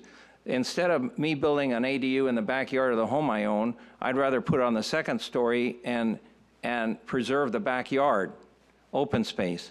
So allow second story ADUs to go on the second story with some restrictions. There's other things that can be done. The question is, when we get to these hearings at the end, is this just a rubber stamping process and no matter what I say or anybody else says, it isn't going to make any difference? Or is there a possibility of amending things or tweaking it to allow some new ideas? So think about this, try to think outside the box. Parallel parking, second story ADUs, increasing open space, allowing for rooftop gardens. When I want to build something, the city insists I have to have a certain slope on the roof. With that slope, I cannot put in a rooftop garden. So let's put in the rooftop gardens. Okay, so I appreciate your listening. I'm hoping that this is not just going to be a rubber stamped thing. And you need to, I think you're putting a big burden on the east side of Garden Grove. I think you need to put some more units over to the center and the west a little bit. So, because it's kind of unfair to put everything on the east end as it is. Thank you. Thank you. Any others wishing to speak? All right, seeing none, we'll go ahead and close the public hearing. Council members. Should I pick up where I left off? Yeah, go ahead, yeah. Sorry, you were on a roll and I cut you off that week. You were ahead of your time. And, I don't want to reiterate everything, and I was getting close to the end anyway, but yeah, we have some infrastructure issues that I'm concerned with. Getting into the weeds, I think, the speaker we had on the issue here, there was a process, community involvement. There was hearings. There was opportunity to put your concerns in. And so, I kind of take exception at the rubber stamp comment because, quite frankly, staff has put a lot of work into this over many years. This wasn't something that just came up today and we're voting on it today. It wasn't a rubber stamp type of thing. Again, I do see some, at least in appearance, the biggest density increases are on the west and the east. And, I look at, I'm going from 0 density to the highest level along Western. So the West has taken its considerable share.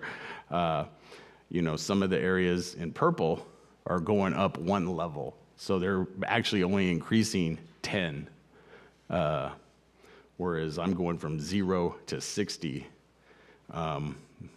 probably about a square mile of land. So it's not square obviously, but so just keep that in mind.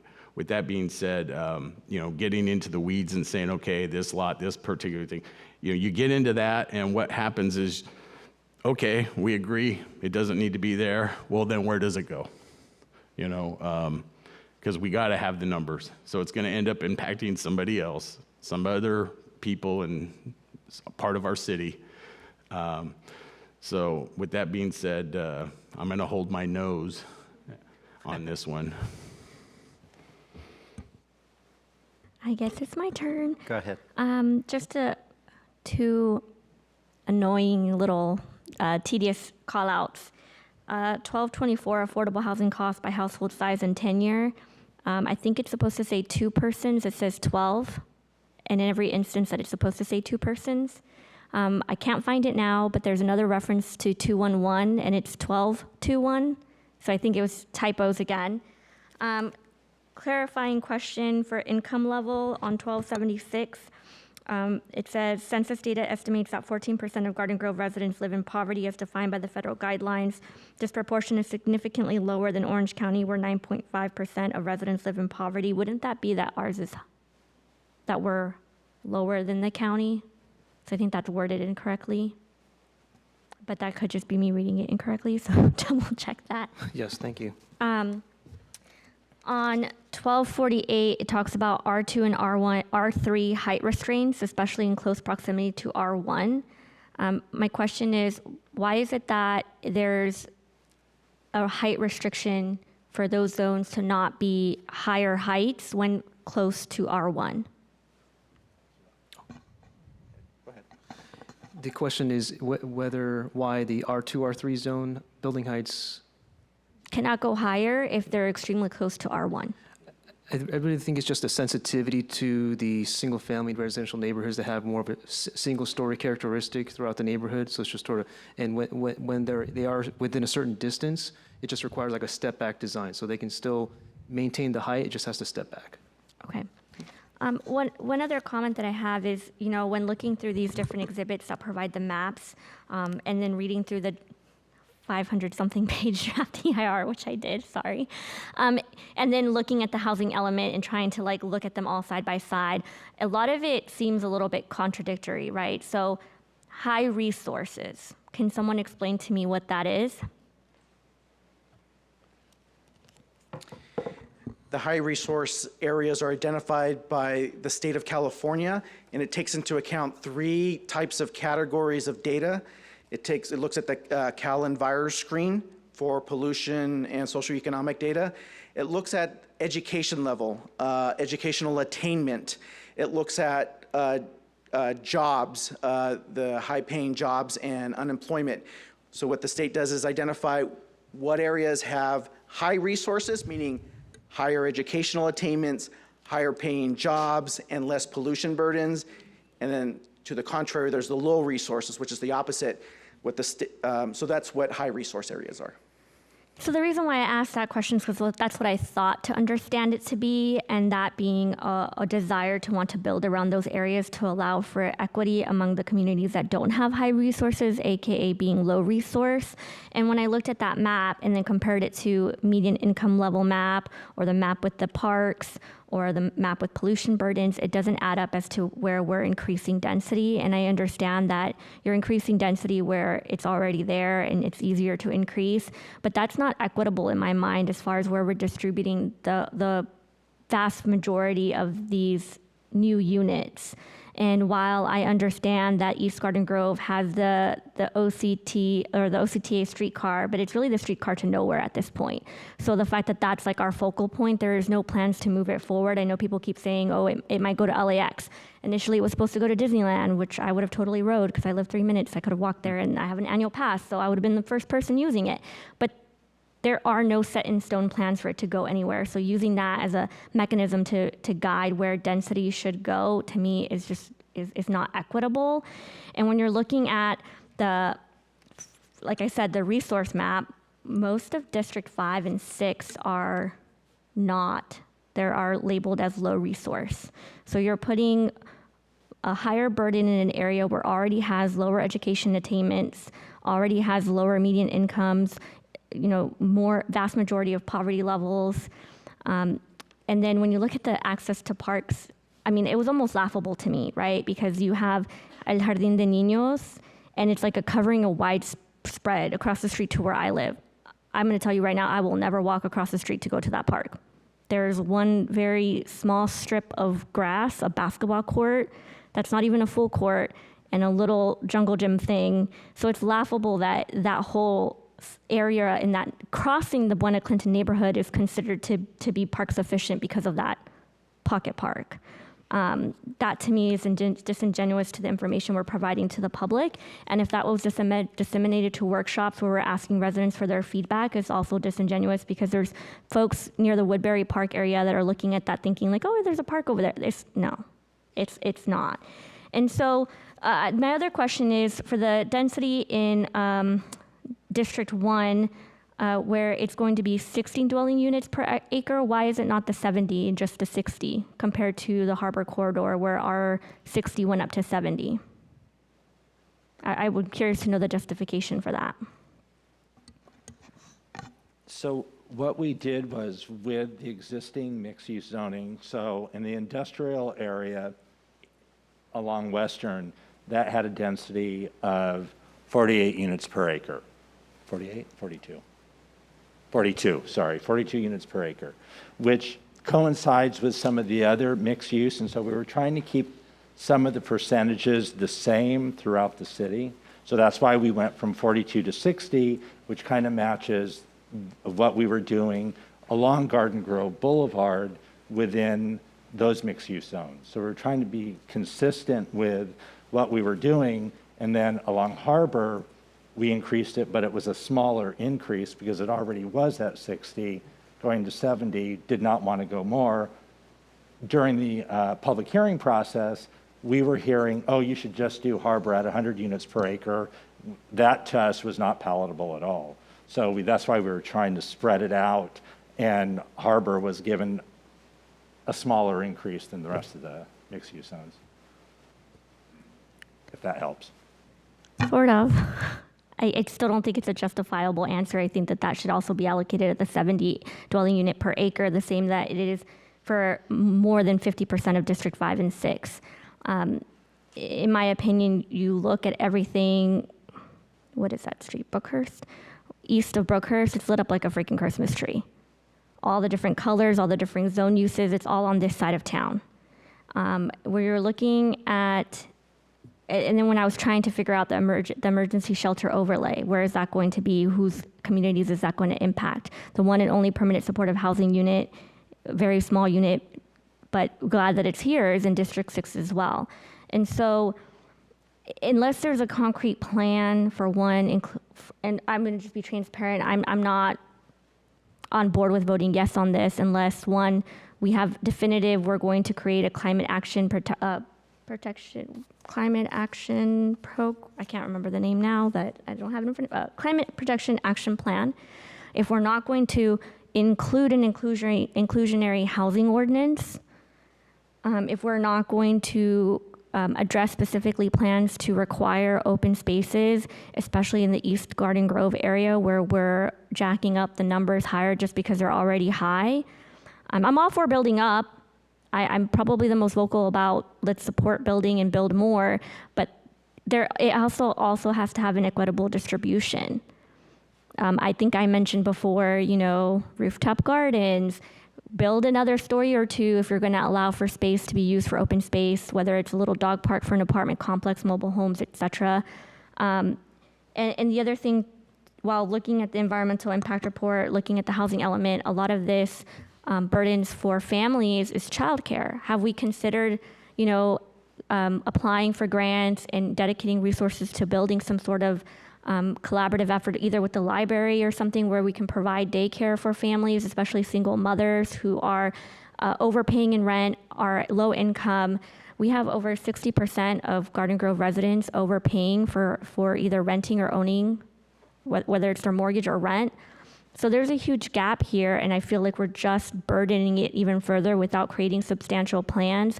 I get that we have rental assistance. I understand that we have a first-time home buyer program, but the requirements and limitations for that are very strict and do not apply across the board.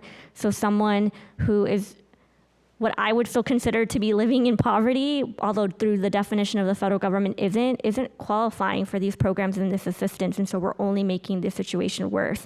And in the maps, when we're looking at gentrification, East Garden Grove is the one that's impacted by that the most.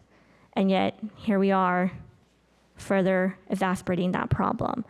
I'm okay with the majority of this, but I think there needs to be a re-evaluation, and my biggest point is the 60 to 70. It's a 10-unit difference. It should be 70, just like in East Garden Grove. I think that's more palatable for me. Thank you. Who else?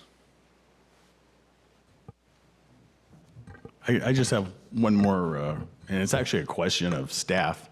I know we're kind of on a somewhat tight timeline. I think you said February 11th was the deadline to get this through, and I know there's some other hoops after it gets approved here before it even gets there. But for our city attorney, or maybe even our speaker, what are the ramifications if we fail to approve this?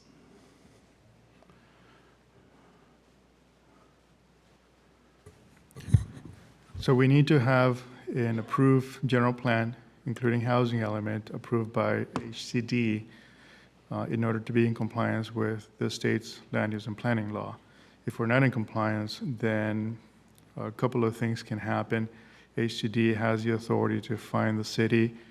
You can also be subject to an injunction prohibiting the city from issuing any building permit. So it will stop any development in the city, whether it be housing, industrial, commercial, or otherwise. So with the latest housing laws that were passed, HCD, the Attorney General, and even private parties have been granted substantial authority to really affect the city's processes, and also subject the city to fines up to $10,000 per day that can ultimately go up to $100,000 per month. That's $100,000 a month or a day? A month. A month. That's like the top penalty that the state can actually impose. And the courts can take away our zoning, right, from the city. That's another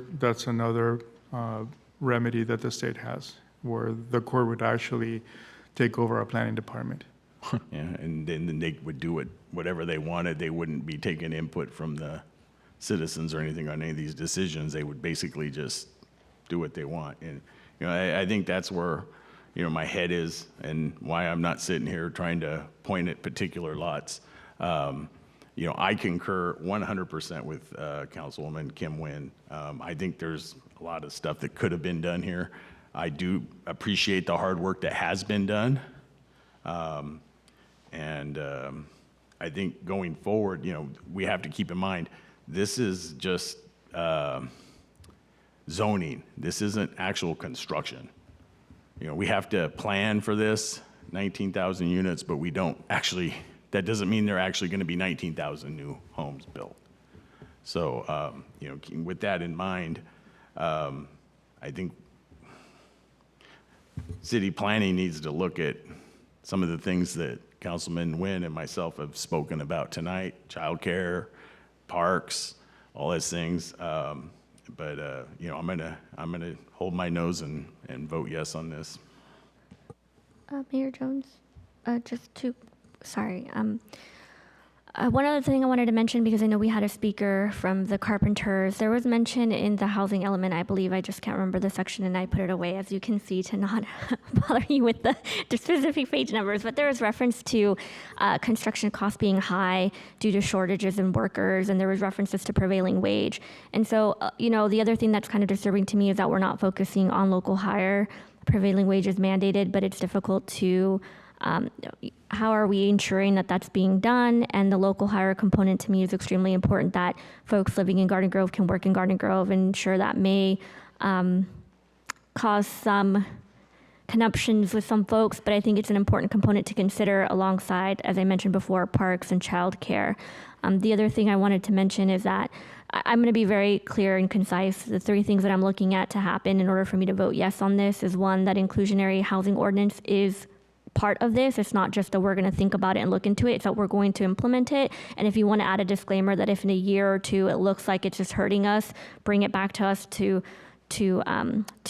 remove, I'd be open to that. Number two, for that industrial mixed-use zone in West Garden Grove, for that adjustment to be made to the 70 dwelling units per acre.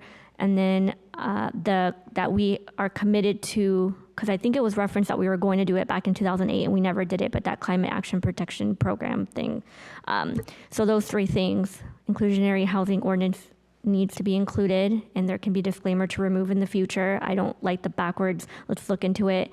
I think it's very important. I think residents asked for that. I think I stressed that during my interviews. And that's one way to allow for equity in affordable housing units spread through the city. So I think that that should be included in one way, shape, or form. And then the climate action that said we were going to do it 2008 and then we never did it. And then that small adjustment from the 60 to 70. Thank you. Colleagues, anybody else? If I could really fast. What's I that? just Yeah, go ahead, Yeah. please.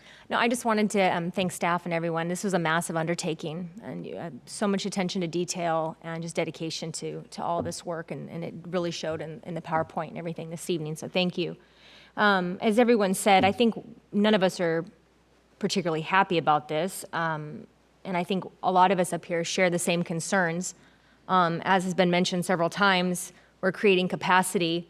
And I think we can't stress that enough. We're not putting a shovel in the ground tomorrow. That doesn't say we aren't going to build more housing and there won't be some increased density, but we're not building 19,000 units overnight. For me, I think realizing that there is a deadline and that there are penalties that come with that, that's a real concern for me. Legal challenges, loss of permitting authority, perhaps scare tactics, but perhaps not. And that's something really important that we have to look at. I have a real problem with government overreach. SB 9 in particular, I feel all of this to a certain degree, the stripping of our local control, it bothers me immensely. With any large increase in housing and density, I worry about infrastructure and quality of life and parking and crime and congestion and our schools. And you can add gardens and green spaces into that. I think we all have issues with these things sitting up here on this dais currently. I know for me, I speak a lot about neighborhood integrity. And so I see SB 9 and the splitting of these lots, and it's a real concern. I do think there are areas of the city that some density makes sense. I see the Civic Center density increase. I see the Harbor Corridor. I think with the proper parameters and with the right creativity and mindfulness to those projects, I think they could be done well. So although this definitely makes me uncomfortable, unfortunately, with the mandates that we have in place, I don't see much of a way out at this time. Thank you. Go ahead, Tuha. Just want to echo to my colleagues. I think this is something we've been mandated. We just have to suck it in and, continue to support. But also one thing, I'm very in line with open space, and this is something we have to look into when we're moving forward. I think we also have to think outside the box. What can we do for the city? I mean, all of us, 7 of us in here care for the city, And we also very concerned about high density because there's many issues come after that about public safety, about pollutions, about childcare, school and other stuff. So definitely is one thing we have in common is we care for our city. And I, just like all my colleagues, we're definitely going to look into this once we pass and we see what we can do to do it better. Can we do it better? Yes, we can do better. And we can do better by think together. And one thing is kudos to all the staff. You guys working really hard on this. Very much appreciated for me. Thank you.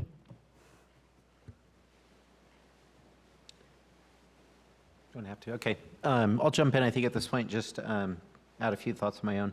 So I would, just to simplify this down, I think we all agree that there's affordable housing issues in Garden Grove, in Orange County that need to be addressed, and its basic supply and demand would say that if we want to address that, we need to be open to creating and facilitating the creation of more supply of housing to address that issue. I think on the other side of that, we would also all agree that the state in its infinite wisdom to cast down upon us a requirement to add 19,000 new units is absurd, and yet that has happened. We, together with other cities, have tried to push back and fight against that, and fell on deaf ears. So we're faced with that requirement that we have to provide a plan that addresses our RHNA allocations, and we have to submit a housing element accordingly. And so by all means, we need to approve a general plan update that provisions for that. So it's not whether this is a yes or no, it's how and where. It's the devil's in the details of where do you put those additional units, how do you do it. There was a lot of discussion about kind of what they called environmental injustice, and I guess in specific what I think that means is if you're going to add 19,000 more units, then how do you adequately keep up with infrastructure, parks and open space, schools, police, public safety, or whatever so that there's a nexus between the units being created and the services that the city is required to provide. I do want to comment that something that's overlooked. I mean, I know the thought is like, okay, so we're provisioning for these 19,000 units, but where are the parks going to go? And where are the, how are we going to, where are the classrooms going to be, and that sort of thing. And I don't think it's fair to expect staff to have all those answers at this point in time. So this is not a development application. This is a general plan update to provision for the future of these things. As properties get acquired and go through processes and get mapped and ultimately built for housing, with each single project, there are both private and public open space, common open space requirements that are required to be addressed on site for projects. There are development impact fees generated, there are park fees generated, there are school fees generated, and all of those fees are intended, at least, to have a nexus between the fee being charged and the service being provided to accommodate that number of new units coming online within the city. So I think over time, as projects are created, funds are also generated to address those problems. I'm not saying it's easy. We can't just create more park space, but I do recall, it's probably over 10 years ago, that we did a study kind of citywide and said, we actually have a pretty significant amount of public open space per capita if you factor in our park space and our school space in particular, but that were under amenitized. And like if we could push forward in working relationships with our school district maybe to reposition and improve some of those spaces, and maybe we have joint agreements to help them maintain or improve those, maybe there's opportunity there, and certainly within our parks. But what we have noticed is every time we add lighting, games get played. Every time we add playgrounds, they get used. Senior exercise equipment, boom. It's so any amenitization that we do add in our existing open spaces gets utilized. And as projects come one by one, there are fees that are charged and generated specifically to address that environmental injustice issue. So it's not that it's going to be an easy problem to address to just create more park space or whatever in the future. Obviously, we can't create more land, but there is an economic mechanism in there to address that part of it. The real underlying issue is just, as everybody said, you got to hold your nose and accept that we either have to provision for 19,000 units coming in, or we get spanked by the state for not complying. So we have to do this. So within that context, I just want to really commend staff for, an exhaustive public outreach and a very intellectual effort to go through all this. But what I see that we came up with is very thoughtful and conscientious. And it says, let's put the increased densities in places that already have high densities, like, for example, along arterial streets that can theoretically accommodate more traffic already. So we're upzoning already medium to high zoned areas a little bit more. And we're doing that to keep in balance the protection and preservation of our traditional single-family home neighborhoods, with the only exception being the ADUs and the SB9 units, which also are mandated by the state, and there's nothing we can do about that anyway. So I think we made a valiant effort to get credit for as many of those ADU and SB9 units as HCD would allow, and we tried to be a little more aggressive, and they pushed back, and we scaled back and had to find space for those units elsewhere. But there was just a very comprehensive exercise that it sounds like our staff and the consultants went through over, a year and a half or so in getting to this point. So I'm supportive of everything that you guys did, and I'm totally prepared to move forward on this tonight, not because I love it, because I know we need to hold our nose and do something. And I wouldn't suggest that we should string this along and chance not meeting timelines and deadlines. I think, from what I understand, we've got to get this submitted. It's got to go back and forth with HCD. They have to kind of ratify it, and all that has to happen in a back and forth process prior to February. So I think we should move forward and get this done sooner than later. I don't see any particular reason to delay. So unless anybody has any more comments, I would like to move that we accept and approve the staff recommendation. Mayor Jones, if I may just really quickly add, just to clarify that your motion does include to address all the typographical errors that Councilmember Nguyen had mentioned? Yes, thank you. Thank you. I have a couple questions. Yeah, can I get a second? Thank you. I'll second it. I'm about to make a substitute motion, so hold on, I have questions. First, just to the comment, again, first I want to just thank staff. You guys are amazing, and thank you, Chris, for getting me all of this very heavy content for me to read over the weekend. I don't think I slept in the last 3 days trying to get through this. But thank you for all your hard work. I do appreciate it. It's very detailed. There's a lot of good information, and I hope that you don't take my somewhat pushback is a lack of desire to want to build, because that's not the case. I just want things to be done a little bit more equitably. And when we're talking about increasing areas that already have medium to high density, I understand that. I'm okay with that. But I just want to point out the fact that, when you look at that collision map that you provided, and per my conversations that I'm sure will come up later with that Redflex cam, the chief has assured me that Trask and Harbor area is probably the higher collision area. And if you look at that vehicle collision map, south of Harbor, East Garden Grove is the most, impacted by car incidents. The other thing I wanted to note was, could someone because I'm not hearing any yes or no's to my feedback regarding changing the 60 to 70 in that industrial mixed use. Can someone say what would that impact if we made that small adjustment of 10 units?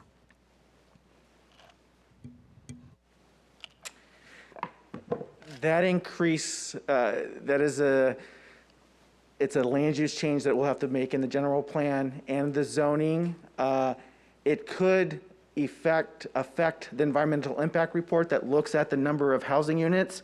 We would probably have to go back, Bob, I'll check with you, but there might be some changes we'll have to make to the environmental impact report, possibly redistributing it, or,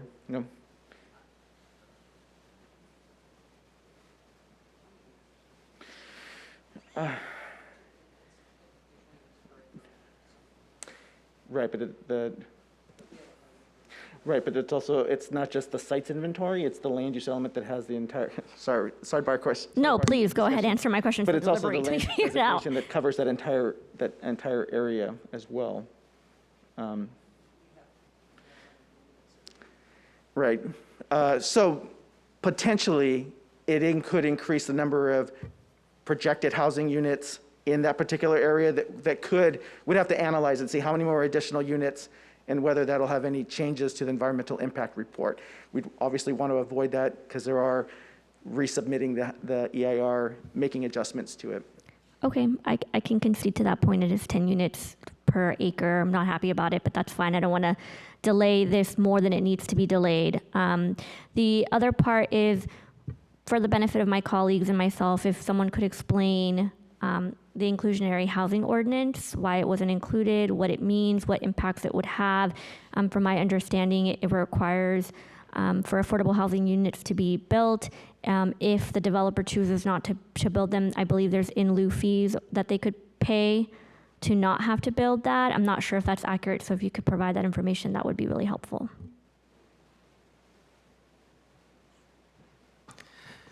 I believe it's mainly the timing and cost. It does, involve a little bit of time to do the economic feasibility study to look into that and whether it's something that works for the city of Garden Grove. And so in trying to meet the deadlines for the state mandated RHNA, but that's why we included it as a program, just to ensure that that is something that is looked at within the next 4 years. Would it take 4 years to do, or could I make an a substitute motion to ask that it be brought back to within a year? If I may also add, Mayor and council members, I think in this climate of the intensity of our ADU applications, we are the most active Orange County city in terms of processing ADU applications first and foremost. So we're upwards of 1,500 in the last 2 years. Secondly, we have the SB 9 changes that are coming on the horizon in general, and we just don't know what the magnitude of interest that there will be in our development community and in our residential neighborhoods. I would ask that additional time be provided for us to collect that data so we can come back to the council that not only are we the most active ADU agency, but we also show what the trends and the data would be in terms of the level of interest in SB 9 applications over the next handful of years. So I think 4 years is reasonable. I would love to bring it sooner if we can, but we are a very busy agency right now in terms of processing our planning and building applications. So a year is not enough time to bring back an ordinance? It will be a challenge. Okay.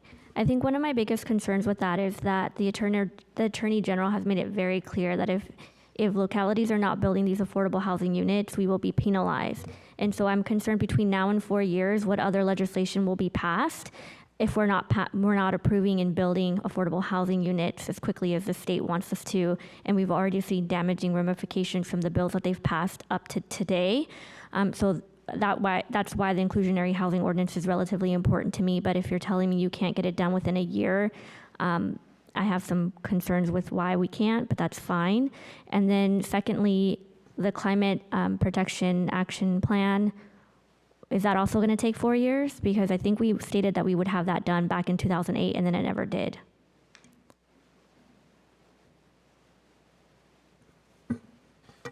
I'm sorry, just to clarify, in the safety element, there was a policy added to consider developing the climate action plan, so that was included. But we currently don't have a plan. I'm asking, is it going to take 4 years to create one? If the answer is yes, that's totally fine. I'm just trying to figure out when am I going to see this? Because you're telling me in 2008 there was an intent as part of the mitigation to create one, and then to this day we don't have one. That's almost So I think 15 years. timing-wise, within the next 4 years is reasonable. Within the next year would be very difficult. Okay. But I think within those 4 years, I would want to add too that, in a year's time, when we get through all the other stuff that we need to do with some of the other zone code amendments that we need to bring forward, I think in a year we can revisit it and look at it and see where are we at. And, if we could do it in 3 years, then let's do it. Okay. That makes me feel a little bit better, I suppose.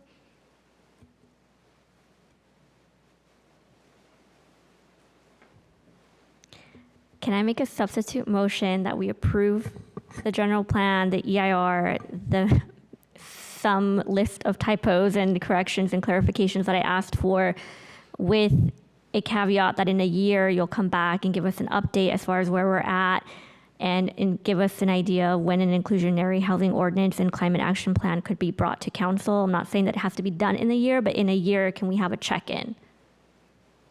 And that would be my substitute motion. Mayor and Council, we do provide an annual report on the status of housing units that's produced, and I think it's timely that in addition to reporting out that document to you, which is usually annually in December, we can certainly include an update of implementation of the housing element. Thank you, Lisa.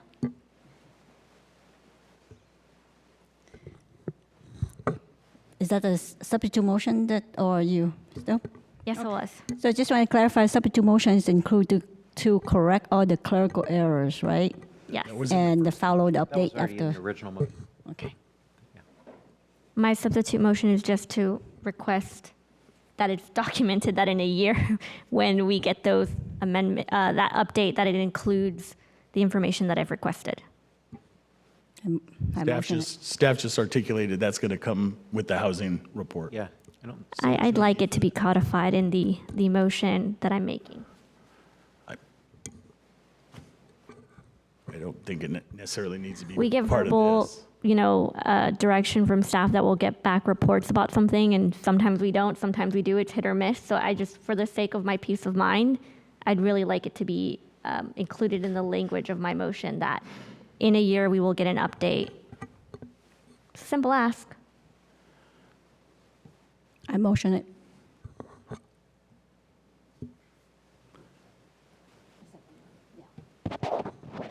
Wait, so the substitute motion and you seconded it? I second it. Okay. I just want to opine before we go to vote that, for one, I think staff will give us an update naturally anyways, and two, I think they expressed clearly that those two items aren't exactly on the top of their list within the first year.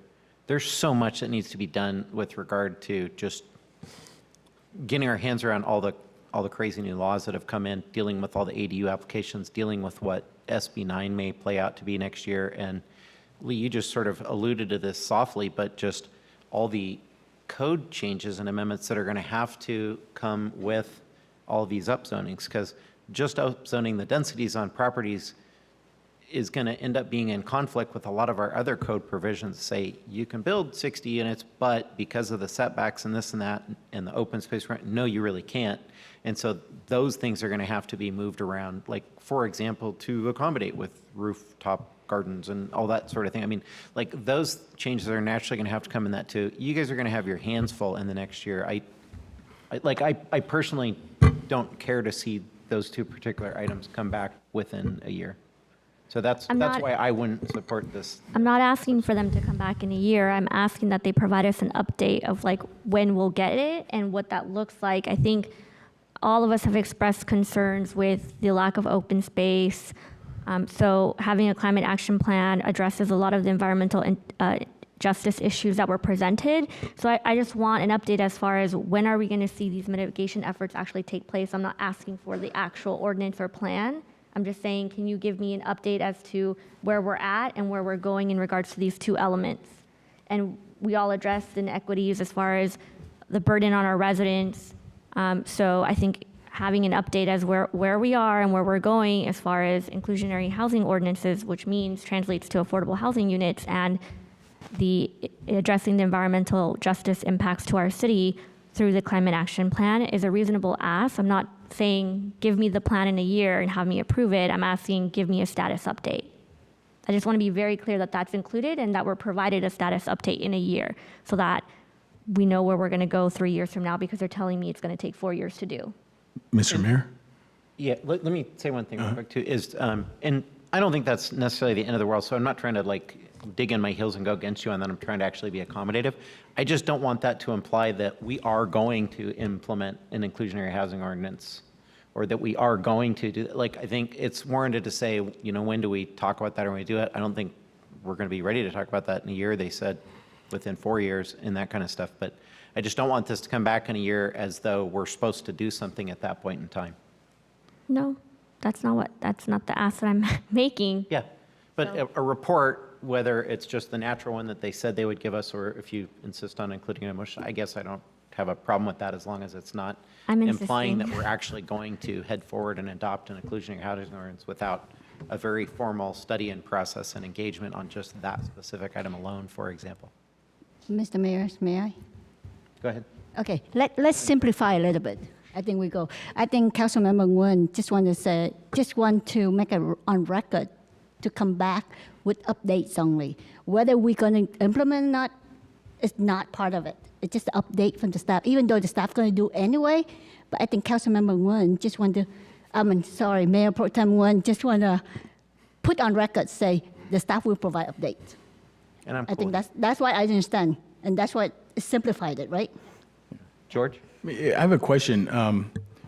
Staff, Lisa Kim had just expressed it was going to be part of the housing report. Doesn't that come out in the summer? Or spring, summertime? Mayor and council, you'll see it at your December meeting. So you're actually going to get it sooner than next year. So I think the whole thing's kind of mute, right? You're going to be getting it in, another month or two? So do we really need a subsequent motion on this? No. Why? What's that? I guess we're all kind of getting to the same point, but I'd love to see us come to consensus and all agree on something. So I don't mind supporting your substitute motion, or I don't mind amending the motion to say and give us a report within a year on where we stand, just on all aspects of this. Mayor, Council, 2 items. Number 1, the report is a report of the past year. So in December, you're not going to get a report on this particular housing element. You're going to get the report on the current housing element and where we are as of last year.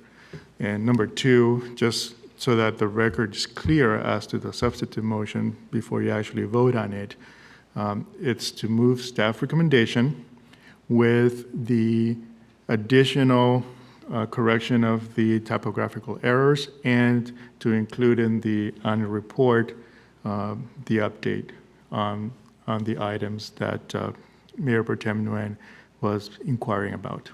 Yes. Okay. Are we cool? Anything else need to be said, or should we take action on the substitute motion?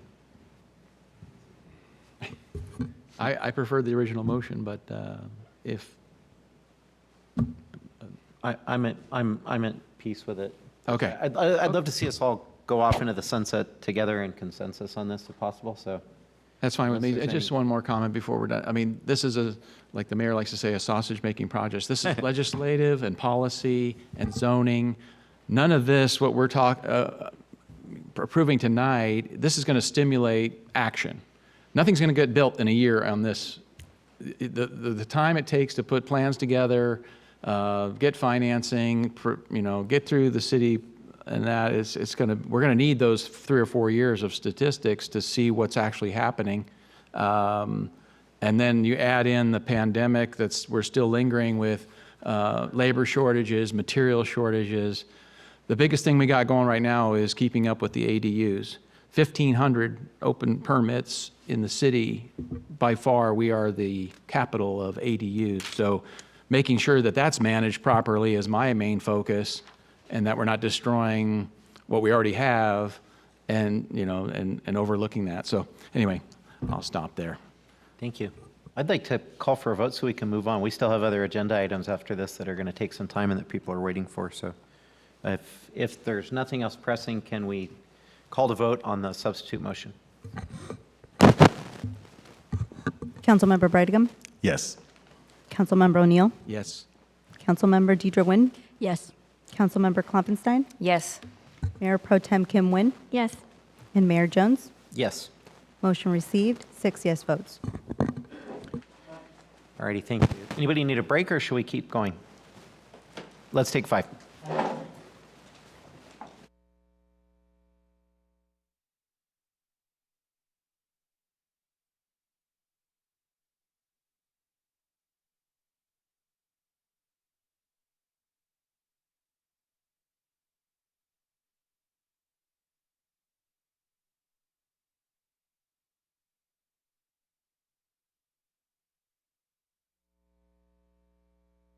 We've completed public hearings. We'll go on to items for consideration. We are not taking any action on 4A tonight, so we'll go straight to 4B. Item 4B is approval of the extension of the agreement with Redflex Traffic Systems, Inc. for traffic photo enforcement, and Chief DeRay is here to provide the report. Good evening, Mr. Mayor and members of council. Tonight I am requesting the City Council approve the extension of the current photo enforcement agreement with Redflex Traffic Systems Incorporated for 3 years with 2 one-year extensions. The city's photo enforcement program, or red light camera system, was initiated in July of 1999. Over the years, the program has proven to be self-funding, but more importantly, has shown to reduce severe collisions and save lives. Staff was directed to address several concerns regarding the photo enforcement program and presents its findings to City Council. The concerns included considering a bidding option to make the program available to other vendors, and updated in-depth study, and considering alternate locations for the red light cameras. To address the City Council's concern regarding the consideration of a bidding option, staff was able to identify one additional comparable vendor that offers red light traffic enforcement services, Conduit Incorporated. Staff contacted Conduit to inquire if they would be interested in submitting a proposal for the city's consideration. They respectfully declined because the cost would be approximately 50% higher than our current costs due to the requirement to install new equipment. To address the City Council's safety concerns, staff contracted with AGA engineers to provide a third-party analysis and update the red light camera study presented to Council on October 27, 2015. The consultant study reviewed collisions from 2015 to 2020. The updated study findings were consistent with the 2015 study. Overall, broadside collisions decreased 67%, rear-end collisions decreased by 59%, and red light running violations decreased by 49%. AGA engineers also reviewed other intersections in the city to determine if they would be a candidate for photo enforcement. Magnolia Street and Garden Grove Boulevard and Magnolia Street and Orangewood Avenue were identified as having a higher number of broadside collisions. A possible option to reducing the number of collisions is photo enforcement. If the city approves expanding or modifying the existing red light camera program to either or both those intersections, there may be an increase in costs due to additional equipment and construction costs that will be necessary to implement the program at the new intersections. Staff also reviewed the registered zip codes of vehicles that received red light violation citations to determine the impact of the program on Garden Grove residents. The report showed 81% of the citations issued were outside residents outside of our city, and only 16% of the citations issued in the last 2 years were Garden Grove residents. There is no impact to the general fund.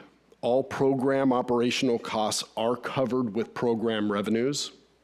It is recommended that City Council approve the amendment of the agreement with Redflex Traffic Systems Incorporated, extending the existing agreement an additional 3 years with 2 one-year extensions, and authorize the city manager to execute the amendment, extending the agreement with Redflex Traffic Systems Incorporated, and to exercise the 2 one-year extensions. This is the end of my report, and staff is available for any further questions. Thank you, Chief. Go ahead, Stephanie. Not really questions, just some statements that I'd like to make. Thank you very much for the comprehensive report on this. Reading through, I think a few things stuck out to me that were already expressed, but I'd just like to kind of hammer these points home again. With having 8 dangerous intersections, and we know there's more, in the city, I definitely think that because of the red light cameras, we're definitely safer today. This data here, 67% decrease in broadside collisions, 59% decreases in rear end collisions, running of red lights down 49%, and I think a staggering number of 84% not Garden Grove residents obviously shows that these cameras are working. I think with distracted driving and street racing, reckless driving, speeding. We're seeing this all throughout the city. I know definitely we are in District 5 at times. And for some reason, it does seem like the pandemic has heightened all of this and made it worse. So I think at this time, even thinking about removing this as a tool for the police department would be a pretty egregious move. So with that, I'm in support of keeping the red light cameras in Garden Grove, and I'm sure my colleagues have comments they'd like to make as well, but I would just like to make a motion now if I could. I'll second it, but I also have a comment. Thank you. Go ahead.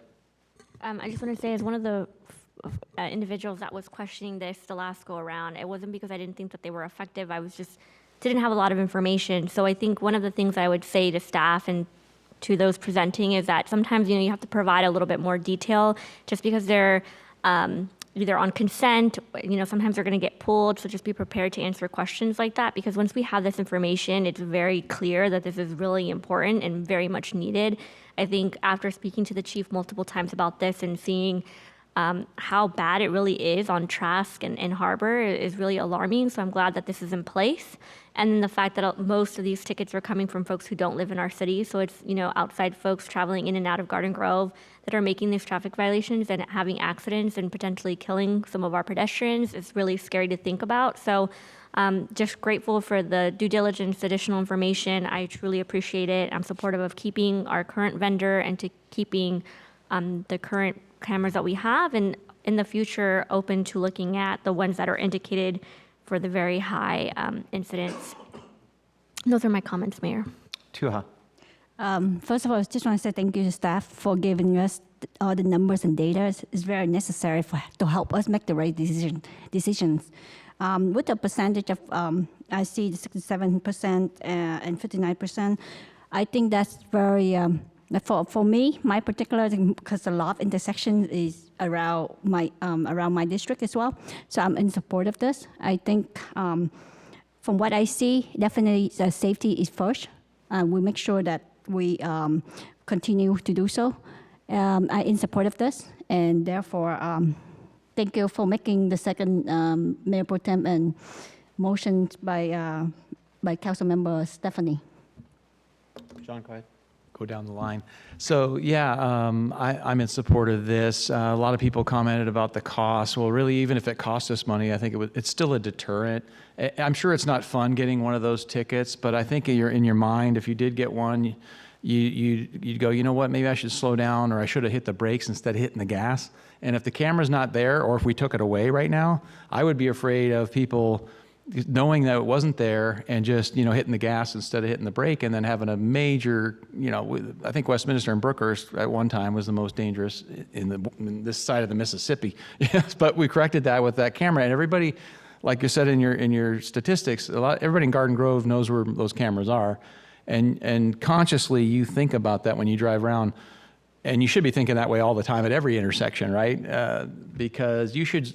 When in doubt, slow down and hit the brake. Don't gas it and try to chance it going through the intersection and killing somebody. It's not worth it. So I'm in support of it. It's a deterrent.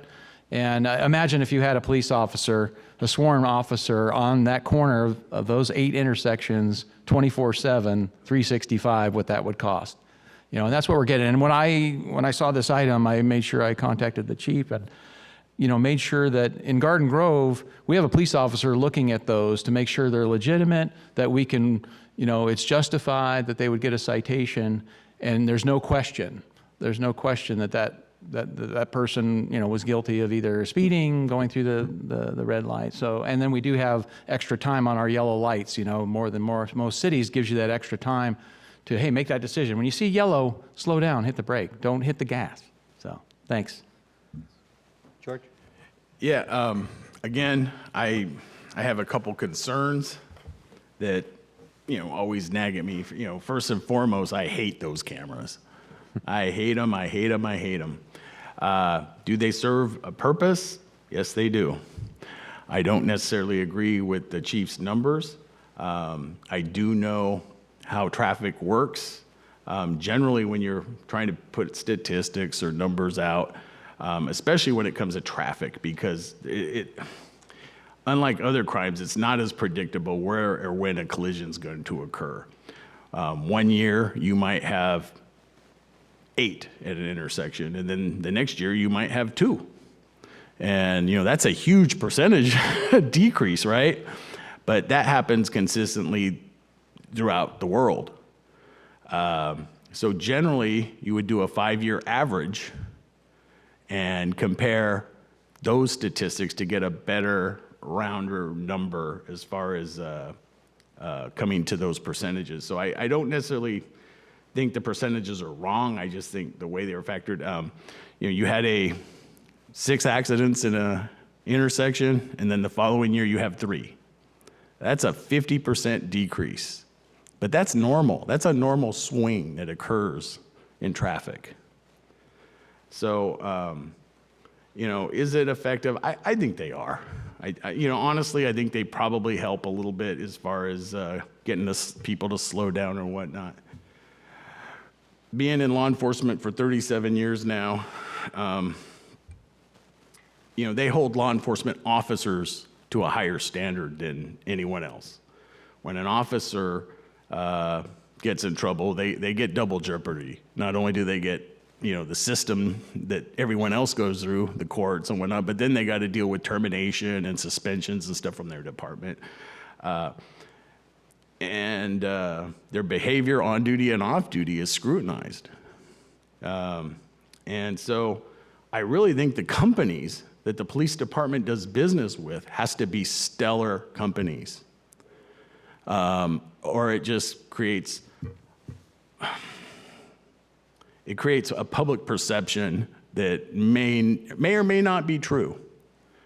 This particular company has, I don't want to say shady, but they've got a history. The Obama DOJ arrested the CEO just 5 years ago, and 2 of their other executives, and they were sentenced to 2.5 years in prison for bribery and corruption. And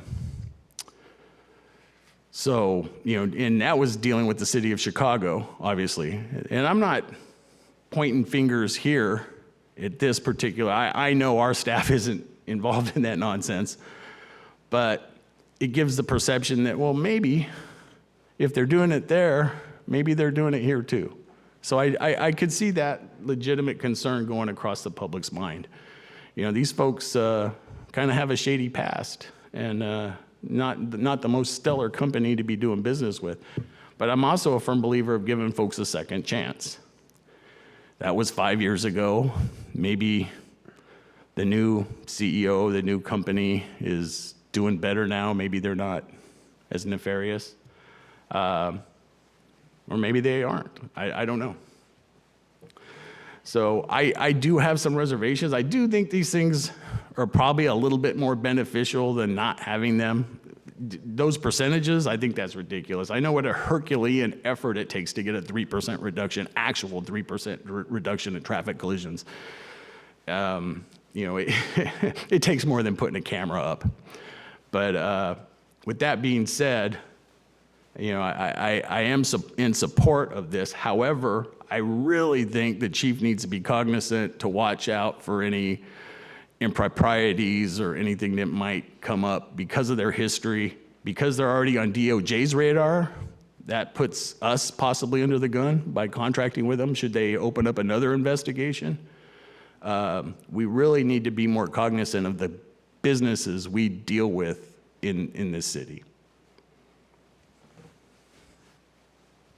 All right, thank you.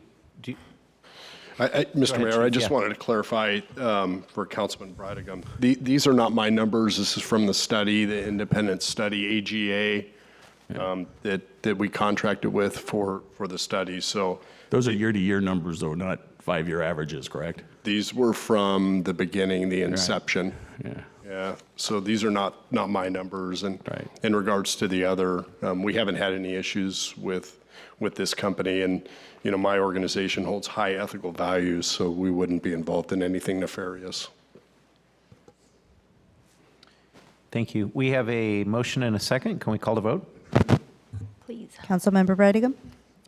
Yes. Councilmember O'Neill? Yes. Councilmember Deidre Nguyen? Yes. Councilmember Klopfenstein? Yes. Mayor Pro Tem Kim Nguyen? Yes. Mayor Jones? Yes. Motion received, 6 yes votes. Thank you. Item 4C. playground equipment. Item 4C is authorize the issuance of a purchase order for a new playground equipment for Garden Grove Park to Innovative Playgrounds Company, Inc. And Ms. Janet Pelayo is here to provide the report.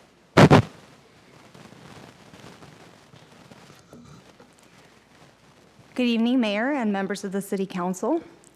This evening, we would like to request authorization to purchase playground equipment for Garden Grove Park from Innovative Playground Company through the Sourcewell Competitive Bid Program. Sourcewell solicits, evaluates, and awards contracts to companies through a competitive bid process. As a member of Sourcewell, the city is able to utilize Sourcewell bid awards for equipment purchases. The replacement of the playground equipment at Garden Grove Park is part of the capital improvement priorities that were outlined in the 2019 Parks and Facilities Master Plan. Currently, there are 2 existing playground areas that will be removed, and new playground equipment will be installed along the new ADA walkway that is closer to the south parking lot area. The design includes playground equipment for 2 areas, ages 2 to 5 and ages 5 to 12, including integrated shade canopies. The approximate square footage of the area is 4,900 square feet. The playground equipment incorporates ADA play elements and activities.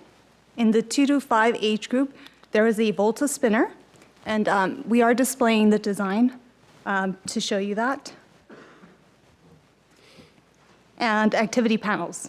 In the 5 to 12 age group area, there is an Orbit spinner, a cruiser that is similar to a teeter-totter but accommodates wheelchairs, activity panels, and a play ensemble center. The spinners are similar to a traditional merry-go-round. The playground equipment is themed based on the park's history. This site was once known as the Hastur Farm Airfield in the early 1940s that served as an all-way landing area during the war. Sorry, let me fix my mic. The field consisted of a hexagonal landing area with a 1,400-foot paved runway based on images of the airfield site. Additionally, when this site opened as a park, one of the first pieces of equipment was a rocket ship slide. The new themed playground will bring this nostalgic feature back to the park. The total amount for this purchase is $261,002.46. This improvement is part of the capital improvement plan budget and will be funded by the citywide park fee fund. The estimated timeline for this project to be completed is June 2022. That concludes my report, and staff is available to answer any questions you may have. Thank you, Janet. Go ahead, Steph. Just a couple of comments. As a former Parks and Rec commissioner, this is by far the happiest item on our agenda this evening. It looks wonderful. I think it'll be a great addition to the park. I'm very excited and happy to see the ADA component in this equipment. I think that's fantastic. And I fully support it and would make a motion. I'll second and just say, when are we going to see this in our park? I'm just kidding. I'm really excited to see this. I think this is really important. I love the nostalgic feel of tying it back to what it was historically. And I'm excited to see what else. I know there's a lot of improvements happening at Garden Grove Park. So I hope that when they're all said and done, I know you're going to be sharing them bits and pieces, but when it's finished, if we could have like a full on wrap, hey, this is everything, that would be really great. Because I know we've heard of some of the plans. So this is really exciting. Thank you guys so much for your hard work. Thank you. Kudos to all of you. Thank you very much for doing that. Thank you. Yeah, this is very gratifying, right? Like at CORE, we are supposed to fill potholes and take care of our public spaces and stuff that people enjoy. And so adding playground equipment is a huge, big deal. And this is super cool and that it's themed. I never knew that used to be an airstrip or an old kind of runway back in the day. And so to find that and dig it up and theme it around that is just super cool. So thanks for everything. We have a motion and a second. Call the vote. Councilmember Bredegum? Yes. Councilmember O'Neill? Yes. Councilmember Deidre Nguyen? Yes. Councilmember Clevenstein? Yes. Mayor Pro Tem Kim Nguyen? Yes.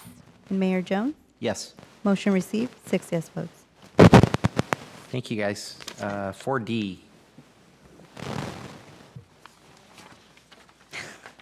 Item 4D is adoption of a resolution approving the submittal of an application to the Orange County Transportation Authority for the Garden Grove Boulevard Rehabilitation Project.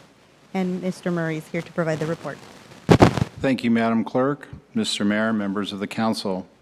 Tonight, City Council is being asked to adopt a resolution authorizing staff to submit a grant application to the Orange County Transportation Authority.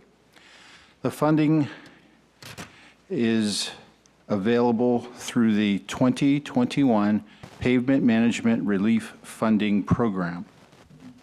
The grant is for the repavement and rehabilitation of Garden Grove Boulevard from Harbor to Fairview, and will be, the grant will be for just over $500,000. The project itself is estimated to cost about $2.2 million, and the remainder of the cost will be paid for using gas tax. Staff recommends adopting the resolution, authorizing the grant submittal, and this concludes staff's report. I'm available should you have any questions. Thank you, Bill. Colleagues, questions, comments, motion? One quick question and a motion. Question, will this just be for the actual street or will this include sidewalks? It's for the pavement. Okay, perfect. Two of my favorite things, pavement and grants. I'll motion to approve. Second. Ooh. Sorry, who got the second? Stephanie, I believe. Yeah. Call the vote, please. Councilmember Brightigam. Yes. Councilmember O'Neill. Yes. Councilmember Deidre Nguyen. Yes. Councilmember Klopfenstein. Yes. Mayor Pro Tem Kim Nguyen. Yes. And Mayor Jones. Yes. Motion received, 6 yes votes. Thank you. Last but not least, item 4E. Item 4E is adoption of a resolution approving the submittal of the Euclid Street Traffic Signal Synchronization Improvement Project to the Orange County Transportation Authority for funding under the Comprehensive Transportation Funding Program. And Mr. Murray is here to provide that report. Thank you again, Madam Clerk, Mr. Mayor, members of the council. Again, we are asking to adopt a resolution authorizing staff to submit a grant application under the Comprehensive Transportation Funding Program, which CTFP grants.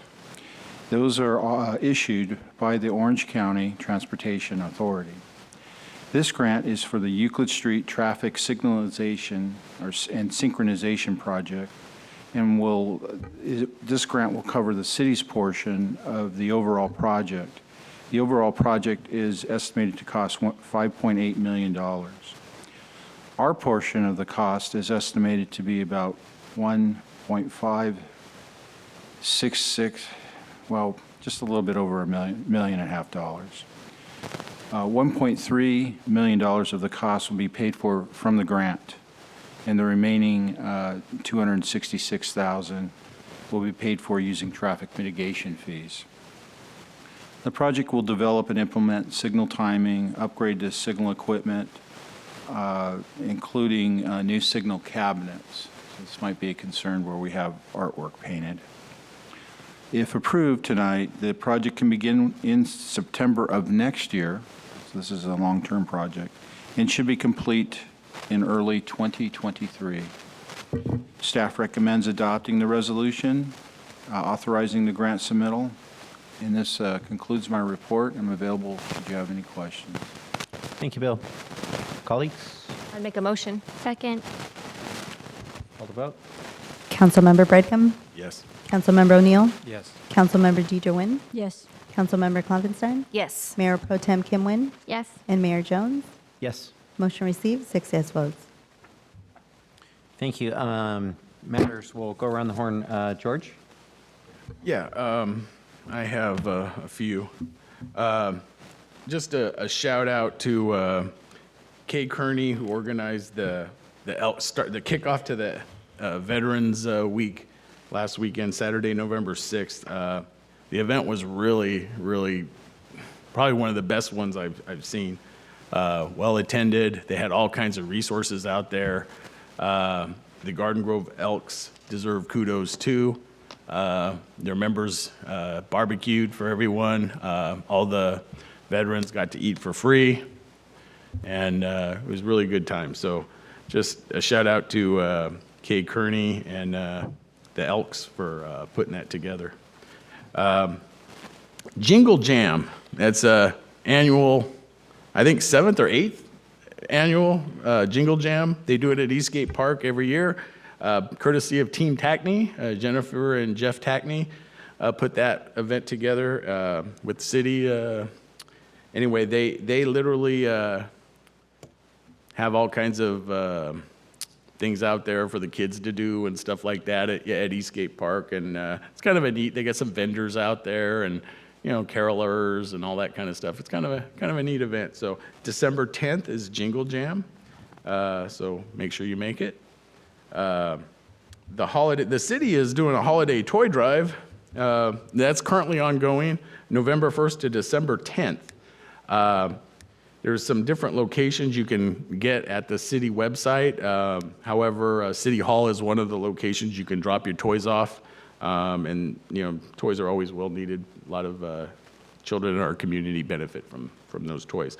If you need more information, call 714-741-5200, and they'll be able to direct you to where you can closest drop off your toys. Last but not least, I brought this up when I was a traffic commissioner. I brought this up when I was a planning commissioner, and now I'm going to bring it up as a councilman. You know, we just approved a traffic. What is that? Where the traffic, if they drive the same speed, you know, and the lights are synced and that type of thing. But it does cause problems, especially around the freeways. The 22 freeway eastbound at Euclid, when you get, you know, when you're coming down the 22 and you're doing 55 miles an hour, and a mile before the exit or a half a mile before the exit, you have to slam on your brakes because everyone is backed up into the freeway. It happens all the time. You know, the traffic going northbound on Euclid, I guess the light at Trask isn't synced.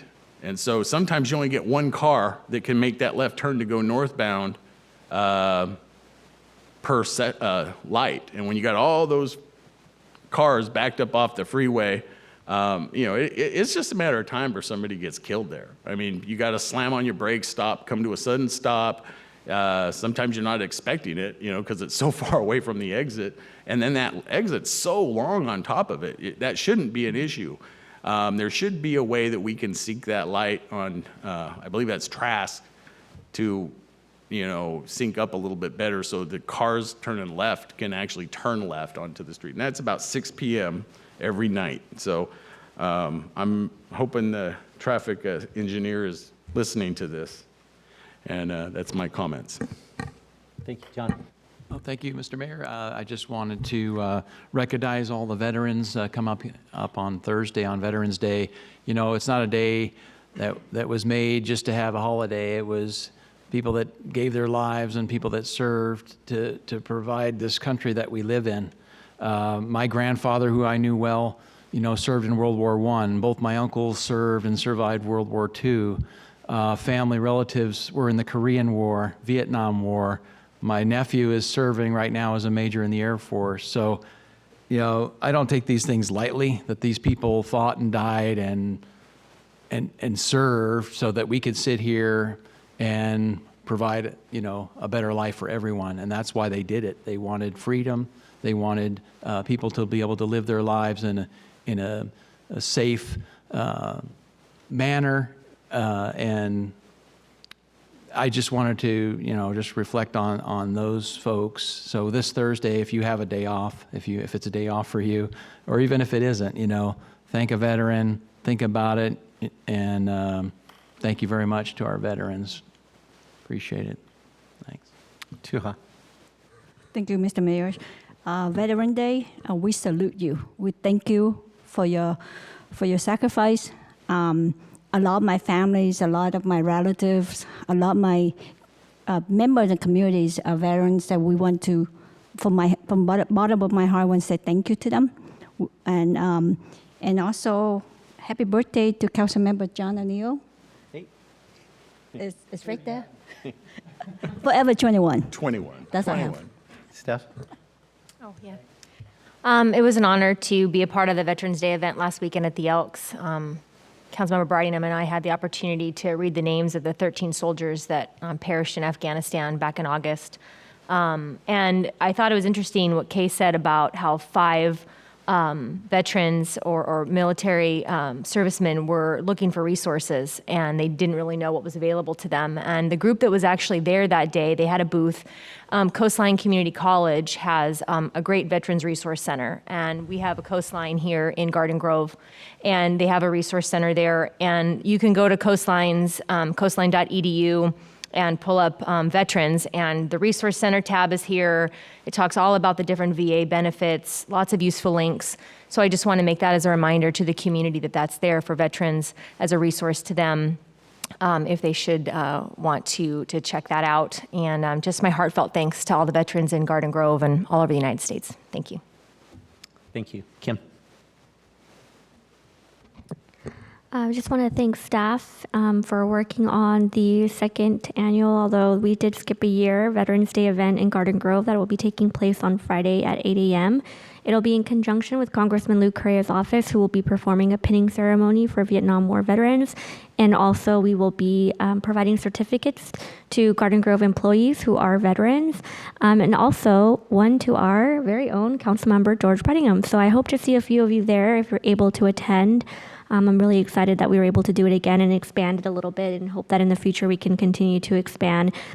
Just want to, thank our many veterans for all the sacrifices that they've made, and any little part that we can do to celebrate them is something I hope to continue to do in the city of Garden Grove. And happy 21st birthday, Councilmember O'Neill. Mm-hmm. General Counsel, any need for closed session or anything to report out? No closed session, no reporting out. Thank you. Thank you. I'll hand it over to City Manager Scott Stiles, but I want to prompt you with one thing that we had chatted about. Is our next scheduled meeting is 2 days before Thanksgiving. You mentioned it looked like a pretty light agenda. If it's possible, do we want to consider just canceling that meeting and combining those items onto the following agenda? Yes, thank you, Mr. Mayor, members of council. We did some checking on the schedule. It is 2 days before Thanksgiving. We know a lot of people are traveling, kids are off, out of school. Our agenda is very light in 2 weeks, nothing critical. We can easily move those items to our first meeting in December, which would be December 14th. So we're happy to go forward and do that unless there's any objections to council. I don't think that there are. So we'll plan on our next meeting being on December 14th. Great. Okay. Just two other quick things. I don't know if Councilman Brettingham forgot to mention, I didn't want to steal his thunder about the first community cleanup day this Saturday. He may want to talk about that. Forgive me. I got my calendar here, and I must have missed the date. I know it says. While he's looking, I did have a third thing I wanted to mention for all of our community. Our community relations folks asked me to share with the entire community that as one of the biggest shopping days of the year approaches, I'd like to remind the community about the importance of supporting local businesses through the city's end-of-year Buy in Garden Grove campaign. Black Friday goes big. And for every $50 spent in Garden Grove from Black Friday, November 26th through December 16th, shoppers will have the opportunity to win $500, $250, or a one-night stay at the Great Wolf Lodge of Southern California. Just save your receipts and bring them to the Garden Grove Chamber of Commerce by December 16th. And remember, when you shop local, you support our local business community and help keep needed tax dollars in the city for essential services. So learn more by visiting ggcity.org. And that's all I have, Mr. Mayor. Thank you. Thanks, everyone, for hanging in there tonight. Long meeting, a lot of content, good discussion, and we got some stuff done. So, Hey, Steve? Yeah. Mr. Mayor, sorry about that. Go ahead. Just that one item that Scott had mentioned, I was going to touch on it. And honestly, this was not my idea. I don't think this was Councilman Kim Wynn's idea. Wonderful idea. Kudos. We're doing the first community cleanup over at over by the Tibor Rubin Library off of Chapman in the alley there is where they'll be. You can drop all your bulky items off there. And it's not just for my district, it's anybody in the city can come. But keep in mind, they're going to rotate these. So a lot of the comments I got on social media is, well, how come they don't do that in my district? Well, they will do it in your district.